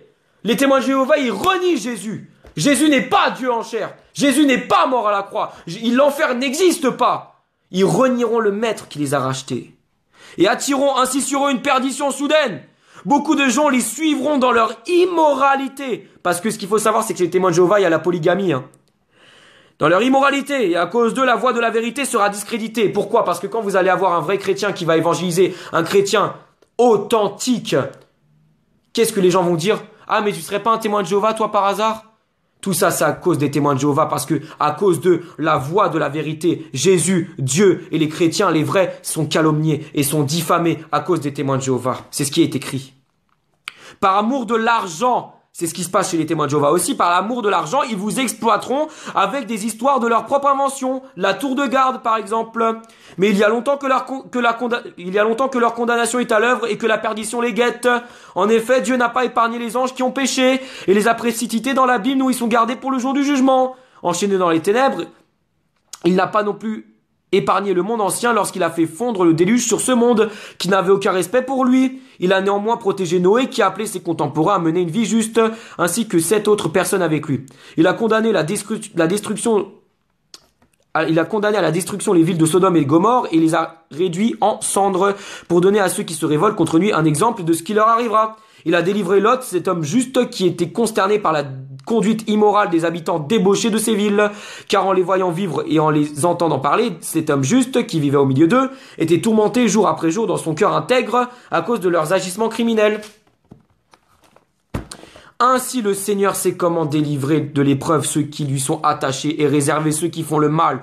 Pour le jour du jugement, ils seront châtiés. Il punira tout particulièrement ceux qui, à la manière de l'homme livré à lui-même, s'abandonnent à leurs instincts corrompus et méprisent l'autorité du Seigneur. Imbus d'eux-mêmes et arrogants, ces enseignants de mensonges n'hésitent pas à insulter les êtres glorieux. Alors que les anges eux-mêmes qui leur sont pourtant bien supérieurs en force et en puissance ne portent pas d'accusations offensantes contre ces êtres devant le Seigneur. Mais ces hommes-là agissent comme des animaux dépourvus de raison, qui ne suivent que leurs instincts et sont tout juste bons à être capturés et tués, car ils se répandent en injures contre ce qu'ils ne connaissent pas. Aussi périront-ils comme des bêtes. Le mal qu'ils ont fait leur sera payé en retour. Ces hommes trouvent leur plaisir à se livrer à la débauche en plein jour. Ils salissent et déshonorent par leur présence les fêtes auxquelles ils participent avec vous, en prenant un malin plaisir à vous tromper. Moi, ça me fait penser aux témoins de Jéhovah. Ils ont le regard chargé d'adultère et d'un besoin insatiable de péché. Ils prennent au piège. Au toquant aux portes. Ils vont toquer à vos portes. Ils vont dire, ah, s'il vous plaît, est-ce qu'on peut rentrer chez vous pour vous parler de la Bible? Ils toquent aux portes. Ils vont prendre au piège les personnes mal affermies. Ils n'ont plus rien à apprendre en ce qui concerne l'amour de l'argent. Ils sont sous la malédiction divine. Ils ont abandonné le droit chemin et se sont égarés en marchant sur les traces de Balaam, fils de Béor, qui a aimé l'argent mal acquis. Mais il a été rappelé à l'ordre pour sa désobéissance. C'est une ânesse muette qui, se mettant à parler d'une voix humaine, a détourné le prophète de son projet insensé. Ces enseignants de mensonges sont comme des sources qui ne donnent pas d'eau, comme des nuages poussés par la tempête. Dieu leur a réservé une place dans les ténèbres les plus profondes. Avec leurs discours grandiloquents, mais creux, ils cherchent pour satisfaire leurs désirs. Tout humain a appâté l'attrait de la sensualité, ceux qui viennent à peine d'échapper au milieu des hommes vivant dans l'erreur. Ils leur promettent la liberté, c'est ce que les témoins de Jéhovah y font, la tour de garde. Ils leur promettent la liberté alors qu'ils sont eux-mêmes esclaves des passions qui les mènent à la ruine. Car tout homme est esclave de ce qu'il a triomphé de lui. Si après s'être arrachés aux influences corruptrices du monde par la connaissance qu'ils ont eue de notre Seigneur et Sauveur Jésus-Christ, ils se laissent de nouveau prendre et dominer par elles, leur première condition est pire que la première. Il aurait mieux valu pour eux ne pas connaître le chemin d'une vie juste, plutôt que de s'en détourner après l'avoir connu et d'abandonner le saint commandement qui leur avait été transmis. Il confirme la vérité de ces proverbes. Le chien retourne à ce qu'il a vomi. Donc voilà comment l'apôtre Pierre parle des gens qui enseignent des fausses doctrines, des chiens. Le chien retourne à ce qu'il a vomi et la truie à peine lavée se vautre de nouveau dans la boue. Amen. Moi, bizarrement, ces passages-là, ça me fait penser à la pratique des témoins de Jéhovah. Je sais pas vous, hein. Mais ça me fait penser à eux. Ça me fait penser à eux. Bizarrement, hein, je dis ça, je dis rien encore une fois. Ne vous laissez plus avoir. Ah voilà. 1 Timothée chapitre 6. 1 Timothée chapitre 6. 1 Timothée chapitre 6. Versets 2 à 10. Encore contre les témoins de Jéhovah. Hein. Voilà ce que tu dois enseigner et recommander. Si quelqu'un enseigne autre chose et s'écarte des paroles de vérité de notre Seigneur Jésus-Christ et de l'enseignement conforme à la foi, c'est un homme enflé d'orgueil, un ignorant qui a une passion maladive pour les spéculations et les controverses sur les mots, comme les témoins de Jéhovah y font. Qu'est-ce qui en résulte? Des jalousies, des disputes, des dénigrements réciproques, des soupçons malveillants et des discussions interminables entre gens à l'esprit faussé. Ils ne connaissent plus la vérité et considèrent la foi en Dieu comme un moyen de s'enrichir.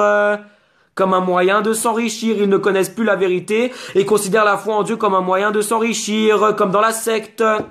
La véritable foi en Dieu est en effet une source de richesse, mais de richesse spirituelle. Quand on sait être content de ce qu'on a, de ce que l'on a, Nous n'avons rien apporté dans ce monde et nous ne pouvons rien en apporter. Tant que nous avons nourriture et vêtements, nous nous en contenterons. Ceux qui veulent à tout prix s'enrichir s'exposent eux-mêmes à la tentation et tombent dans le piège de nombreux désirs insensés et pernicieux qui précipitent tous les hommes dans la ruine et la perdition. Car l'amour de l'argent est racine de toutes sortes de maux. Pour s'y être abandonnés, certains se sont égarés très loin de la foi et se sont infligés beaucoup de tourments. Tout ce que je vous dis, mes frères et sœurs, dans cette vidéo, je le tiens de sources sûres. J'ai reçu moi-même des témoignages d'anciens témoins de Jéhovah qui sont sortis de la secte. Et maintenant, comme par hasard, les témoins de Jéhovah, ils essaient de les ramener par représailles, par des menaces, même des menaces de mort, hein, sur les familles, sur les maisons. Ils menacent de mort, les témoins de Jéhovah. Pourquoi? Parce qu'ils sont manipulés par des faux docteurs, des faux pasteurs, des gourous qui leur ordonnent de les menacer. Alors qu'un vrai chrétien, jamais il vous forcera à aller dans son église et jamais il vous menacera pour croire. Jamais. Jamais. Il vous laissera tranquille. Un chrétien authentique, il va vous annoncer l'évangile et après, il va vous laisser vers votre choix. Mais jamais il va insister comme les témoins de Jéhovah. Oh, rejoignez-nous, vous allez voir, vous allez être heureux. Oh là là. Des anges de lumière. Soi-disant des anges de lumière. Mon œil, mon œil, mon œil, mon œil. Mon œil. 2 Pierre 3, on va retourner à la deuxième lettre de Pierre, chapitre 3, mes amis. Excusez-moi de m'être énervé tout à l'heure, mais je suis désolé, quoi. C'est aberrant, quoi. Leur doctrine, elle est aberrante. Leur doctrine, comme quoi Jésus n'est pas Dieu, Jésus est ressuscité juste en esprit, l'enfer n'existe pas, le Saint-Esprit est juste la force de Dieu, et Jésus a été cloué sur un poteau. Je suis désolé, mais c'est de la grosse... Je vais pas dire le mot, mais du gros caca. Du gros caca. Du gros caca en boîte. Ah, tenez, mangez le caca. Mangez le caca, tenez. Mangez. 2 Pierre, chapitre 3. 2 Pierre, chapitre 3. Verset 16. 2 Pierre, chapitre 3, verset 16. Donc c'est Pierre qui parle. Il l'a fait, donc là il parle de Paul, hein, au sujet d'une lettre. Il l'a fait comme dans toutes ses lettres, où il aborde ces sujets. Certes, il s'y trouve des passages difficiles à comprendre, dont les personnes ignorantes et mal affermies déforment le sens. Dont les personnes ignorantes et mal affermies déforment le sens, comme elles le font aussi pour leur propre ruine des autres textes de l'Écriture. Témoin de Jéhovah. Jude, on va aller à Jude, c'est juste avant le livre de l'Apocalypse, pardon. Jude, chapitre... Jude, en fait, il n'y a qu'un seul chapitre dans le Jude, pardon, excusez-moi.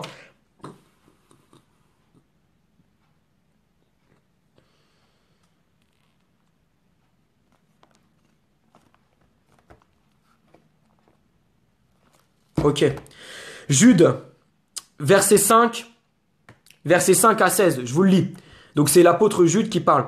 Laissez-moi vous rappeler des faits que vous connaissez bien. Après avoir délivré son peuple de l'esclavage en Égypte, le Seigneur a fait périr ceux qui avaient refusé de lui faire confiance. C'est vrai. Dieu a gardé enchaînés à perpétuité dans les ténèbres pour le jugement du grand jour les anges qui ont abandonné leur demeure, donc les démons. Au lieu de conserver leur rang, qui avant les démons étaient des anges de Dieu, mais ils ont péché, donc ils sont devenus des démons. Les habitants de Sodome et de Gomorrhe et des villes voisines se sont livrés de la même manière à la débauche et ont recherché des relations sexuelles contre nature. Il y a ça aussi chez les témoins de Jéhovah, hein. C'est pourquoi ces villes ont été condamnées à un feu éternel, elles aussi, et servent ainsi d'exemple. Et bien malgré ça, ces individus font de même. Leur rêverie les entraîne à souiller leur propre corps, à rejeter l'autorité du Seigneur et à insulter les êtres glorieux du ciel. Vous savez que les témoins de Jéhovah, enfin les gourous qui dirigent les témoins de Jéhovah, ils insultent le Christ. Ils blasphèment contre le Christ. Vous le saviez ça ou pas? Avec les représentations sexuelles du Christ, ils mettent le Christ à poil ou avec la forme du sexe. Ou moi, ce que j'ai entendu des anciens témoins de Jéhovah, ça m'a écœuré. Ça m'a vraiment dégoûté, mes frères et sœurs, sincèrement.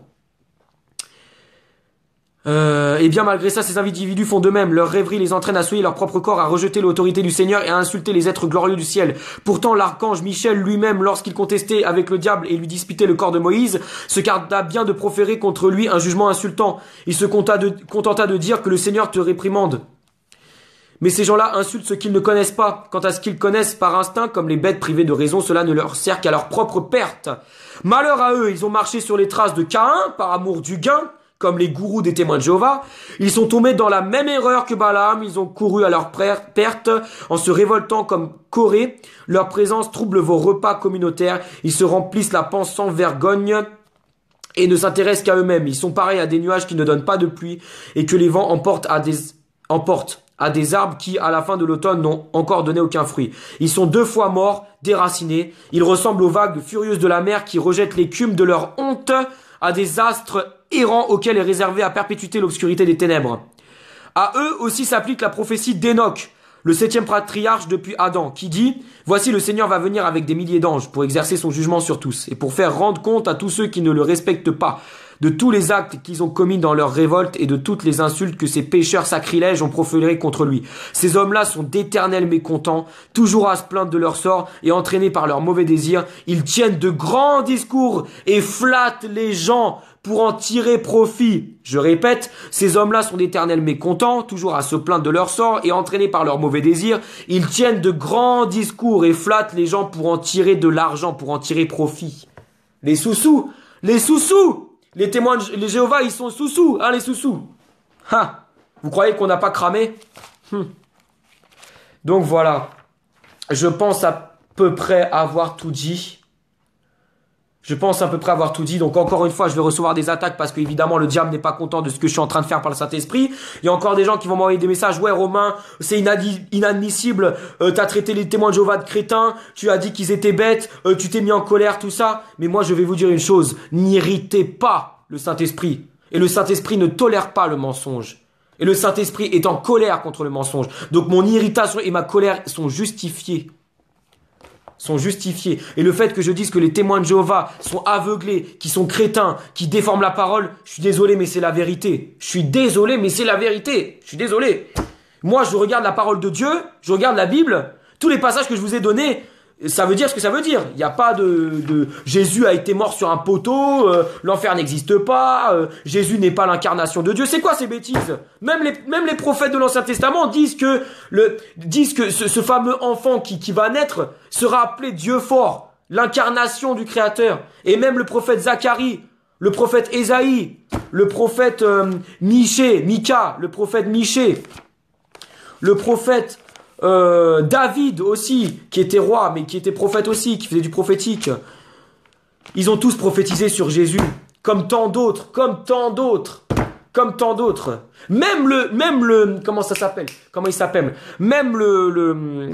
le chef des pharisiens, là, le chef des partis des pharisiens, là, le grand prêtre de Jérusalem qui s'appelait Caïphe, lui-même qui était un ennemi de Jésus, il a prophétisé sur Jésus sans faire exprès. Il a dit, n'est-il pas préférable qu'un seul homme meure plutôt que toute une nation se retrouve plongée dans la mort et dans les ténèbres? Sans le savoir, il a prophétisé sur Jésus. Pourtant, Caïphe, c'était le premier à accuser Jésus, c'était le premier à voir Jésus. Ouais. Ça me rappelle comment je pourrais expliquer? Ah, j'ai perdu le fil, j'ai perdu le mot. Parce qu'en même temps, je suis en train de regarder les commentaires. Oui, donc même Caïphe qui était un ennemi de Jésus c'était le premier qui voulait voir Jésus mort crucifié, il a prophétisé sur Jésus. Même le Créateur s'est servi des ennemis de son fils pour prophétiser pour sa gloire. Imaginez. Caïphe, le grand prêtre, il a dit, n'est-il pas préférable qu'un seul homme meure plutôt toute une nation meure par la guerre, par les Romains ou je sais pas quoi? Même lui, il a prophétisé. Arrêtez, ne me sortez pas que Jésus n'est pas Dieu. Parce que si Jésus n'est pas Dieu, ça voudrait dire que c'est une créature humaine, purement humaine, qui est morte sur la croix. Et ça voudrait dire indirectement que le rachat des péchés ne s'est pas produit. Ça voudra dire qu'en gros, Jésus ne nous a pas sauvés. À la croix. Et pas sur un poteau. À la croix, mince. Ouais. Enfin, c'est tellement facile quand vous avez le Saint-Esprit d'éradiquer les sectes et d'éclater les fausses doctrines. Si vous, mes frères et sœurs, si vous vous attachez à la parole, si vous avez le Saint-Esprit, si vous avez l'intelligence de Dieu, si vous avez la connaissance et la sagesse de Dieu, et si vous avez vraiment toutes ces choses-là, vous pourrez mettre fin aux fausses doctrines. Tout ce que je viens de vous dire dans cette vidéo, tout ce que je viens de vous enseigner, c'est Dieu qui vous le dit. Même si certains vont dire le contraire, mais c'est Dieu qui vous a parlé. Amen. Ah oui, par rapport à l'enfer n'existe pas. On va aller à Luc pour terminer sur ça, hein. Par rapport aux témoins de Jéhovah qui disent que l'enfer n'existe pas, qu'il n'y a pas de punition, que tout est beau, que toutes les âmes sont sauvées. On va aller à Luc.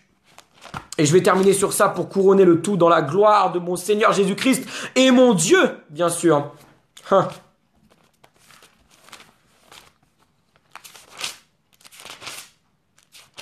Luc chapitre... Est-ce que vous connaissez... Là, attendez, je vais juste vous aller au passage et vous allez reconnaître. Elles sont peut-être pas très exactes, mais je suis allé sur leur site internet. Je suis allé sur leur site internet aux témoins de Jéhovah et j'ai vu leurs fausses doctrines de mes yeux. Et je les ai notées. Je les ai notées, leurs fausses doctrines. Donc viens pas me dire que je me trompe parce que les fausses doctrines des témoins de Jéhovah, je les ai notées et je les ai vues sur leur site internet. Qu'est-ce qu'il y a à dire maintenant? Luc chapitre 16, par rapport aux témoins de Jéhovah qui disent que l'enfer n'existe pas. Luc chapitre 16, verset 19 à 31. L'histoire de l'homme riche et du pauvre Lazare, ça vous rappelle quelque chose ou pas? Hein? Luc chapitre 16, verset 19 à 31. L'histoire de l'homme riche et du pauvre Lazare. Je vais vous la lire. Il y avait, donc c'est Jésus qui parle, il y avait un homme riche, toujours vêtu d'habits coûteux et raffinés, donc un gros bourge, hein. Sa vie n'était chaque jour que festin et plaisir. Un pauvre nommé Lazare se tenait couché devant le portail de sa villa, hein, comme les gourous des témoins de Jéhovah, hein, eux aussi ils ont des villas, hein. Le corps couvert de plaies purulentes. Il aurait bien voulu calmer sa faim avec les miettes qui tombaient de la table du riche. Les chiens même venaient lécher ses plaies. Le pauvre mourut, et les anges de Dieu l'emportèrent auprès d'Abraham, donc dans le sein d'Abraham, à l'époque où Jésus ne s'était pas encore sacrifié. Le riche mourut à son tour et on l'enterra. Du séjour des morts où il souffrait. Du séjour des morts où il souffrait, l'homme riche, cruellement. Il leva les yeux et aperçut très loin Abraham et Lazare à côté de lui. Alors il s'écria, « Abraham, mon père, aie pitié de moi. Envoie-moi donc Lazare, qu'il trempe le bout de son doigt dans l'eau et me rafraîchisse la langue, car je souffre horriblement dans ces flammes. » Et voilà comment on déraille les fausses doctrines. Car je souffre horriblement dans ces flammes. Mais Abraham lui répondit, mon fils, souviens-toi de combien de bonnes choses tu as joui pendant ta vie. Tandis que Lazare n'a connu que des malheurs. À présent ici, c'est lui qui est consolé, tandis que toi, tu es dans les tourments. De plus, il y a maintenant un immense abîme entre nous et vous. Et même si on le voulait, on ne pourrait ni le franchir pour aller ici vers vous, ni le traverser pour venir de chez vous ici.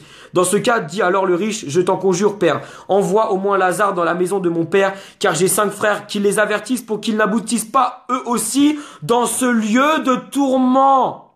Dans ce lieu de tourment. Tes frères ont les écrits de Moïse et les prophètes, lui répondit Abraham, qu'ils les écoutent. Non, père Abraham, reprit l'autre, mais si quelqu'un revient du séjour des morts, il va les trouver et ils changeront. Mais Abraham répliqua, s'ils n'écoutent ni Moïse ni les prophètes, ils ne se laisseront pas davantage convaincre par un mort revenant à la vie. Amen. Voilà qu'est-ce qui se passe dans les témoins de Jéhovah. Ils confondent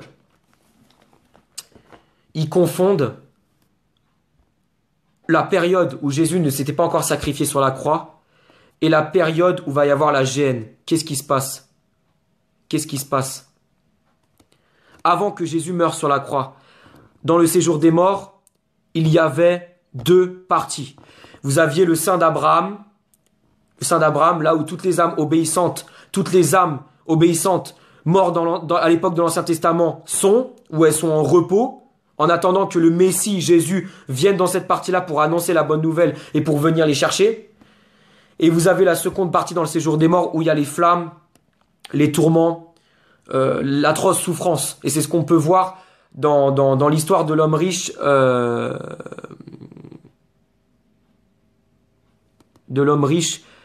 et du pauvre Lazare. Il y avait 2 parties dans le séjour des morts à l'époque. La partie heureuse et la partie malheureuse, entre guillemets. Quand Jésus s'est sacrifié à la croix, qu'est-ce qui s'est passé? Tout le monde a été sauvé, ouais. Mais Jésus est venu chercher les âmes du sein d'Abraham pour les ramener dans le ciel, pour les amener au ciel. C'est-à-dire qu'il est venu chercher le sein d'Abraham et il l'a mis au ciel. Maintenant, qu'est-ce qui se passe maintenant que Jésus s'est sacrifié? et qui est ressuscité d'entre les morts pour notre salut, pour que nous ayons foi en lui. Maintenant, quand quelqu'un meurt à l'époque en 2016, quand il meurt, c'est soit le ciel, soit les flammes, puisque le sein d'Abraham n'est plus dans le séjour des morts. Maintenant, si quand vous mourrez, vous voyez que ce n'est pas les anges de Dieu qui viennent vous chercher, vous avez du souci à vous faire. Parce que vous n'allez pas dormir, comme les témoins de Jéhovah, ils disent. Ouais, les âmes, elles brûlent pas, elles sont pas condamnées, elles sont pas punies. En fait, si vous voulez, les témoins de Jéhovah, ils confondent le séjour des morts avec la géhenne, qui est la seconde mort. La géhenne, c'est l'étang de feu. La géhenne, pour l'instant, il n'y a personne dans la géhenne. Il n'y a personne dans la géhenne pour l'instant. Mais, lors du jugement dernier, quand Jésus va séparer les brebis des boucs, il va emmener tous les justes au ciel, avec lui dans son royaume, et tous les mauvais dans la géhenne, dans la seconde mort. C'est-à-dire que le séjour des morts, là où les âmes, au moment où je parle, sont tourmentées, se font dérailler par les démons, elles sont en train de brûler, en train d'être torturées, le séjour des morts lui-même va être plongé dans la géhenne. Voilà ce que la Bible enseigne. Mais là, à l'heure où je parle, il n'y a plus de sein d'Abraham. Le sein d'Abraham, c'était à l'époque où Jésus n'était pas encore mort sur la croix. C'est-à-dire que vous aviez deux parties dans le séjour des morts. Vous aviez le sein d'Abraham, là où les âmes pieuses étaient sauvées, et vous aviez le séjour des morts, la partie malheureuse, où tous les hommes désobéissants, tous ceux qui sont morts dans la désobéissance à Dieu à l'époque de l'Ancien Testament, sont en train de brûler, tourmentés par les démons, torturés, etc. Rien que l'histoire de l'homme riche et du pauvre Lazare, donc Luc chapitre 16, versets 19 à 31, prouve qu'il y a bien une punition, qu'il y a bien des flammes, qu'il y a bien des tourments, qu'il y a bien des démons, qu'il y a bien des ceci, des cela. Mais encore une fois, les témoins de Jéhovah vont me dire, ouais, mais t'as mal compris, nanana, nanana, nanana. Amen. Donc voilà, je pense que j'ai tout récapitulé, je pense que j'ai dit à peu près le principal par rapport aux fausses doctrines des témoins de Jéhovah. Donc je vous répète, les fausses doctrines, les 5 principales fausses doctrines des témoins de Jéhovah. Jésus n'est pas Dieu, Jésus n'est pas l'incarnation de Dieu. Jésus est ressuscité juste en esprit. L'enfer n'existe pas, donc la condamnation pour les âmes mauvaises, il n'y a pas de condamnation. Le Saint-Esprit est juste une force. Et Jésus a été cloué sur un poteau.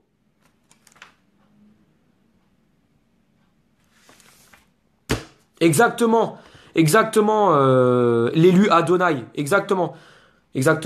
Amen. Donc passez une excellente journée, mes frères et sœurs. Soyez bénis. Ne vous laissez pas perturber. Soyez affermis dans la parole, la vraie, pas celle des témoins de Jéhovah. N'allez pas dans la secte des témoins de Jéhovah. N'intégrez pas leur secte. Ne leur parlez pas. S'ils toquent à votre porte, fermez-leur la porte au nez. N'entretenez pas de relation avec ces gens-là. Parce qu'ils se prétendent chrétiens, mais ce ne sont pas des chrétiens. Les témoins de Jéhovah ne sont pas et ne seront jamais des chrétiens. Jamais. C'est une secte. C'est une secte qui a déformé le sacrifice du Christ, qui a déformé les propos des apôtres, et qui carrément ose dire que Jésus a été cloué sur un poteau, quoi. Et qui ose dire que l'enfer n'existe pas. Donc ils vont loin, les témoins de Jéhovah, ils vont loin. Donc voilà, donc avec cette vidéo, si vous rencontrez des témoins de Jéhovah, exposez-leur cette vidéo, même si je suis sûr qu'ils vont pas la regarder parce que je suis tellement vénère dans mes vidéos contre les fausses doctrines qu'ils vont couper la vidéo. Donc bon, c'est pas grave, hein. De toute façon, cette vidéo, elle est vraiment principalement pour les chrétiens nouveaux convertis, pour pas qu'ils tombent dans les pièges des fausses doctrines des témoins de Jéhovah. Amen. Soyez bénis. Passez une excellente journée, que le Seigneur vous bénisse. Gloire à Dieu, parce que c'est lui qui a permis tout ça, c'est lui qui vous a parlé à travers moi, et c'est lui qui veut que vous soyez sauvés et que vous gardiez l'espérance dans la vraie parole, dans la vraie doctrine, et que justement vous ne croyez pas leur fausse doctrine là, voilà. Amen. Passez une bonne journée. Salut.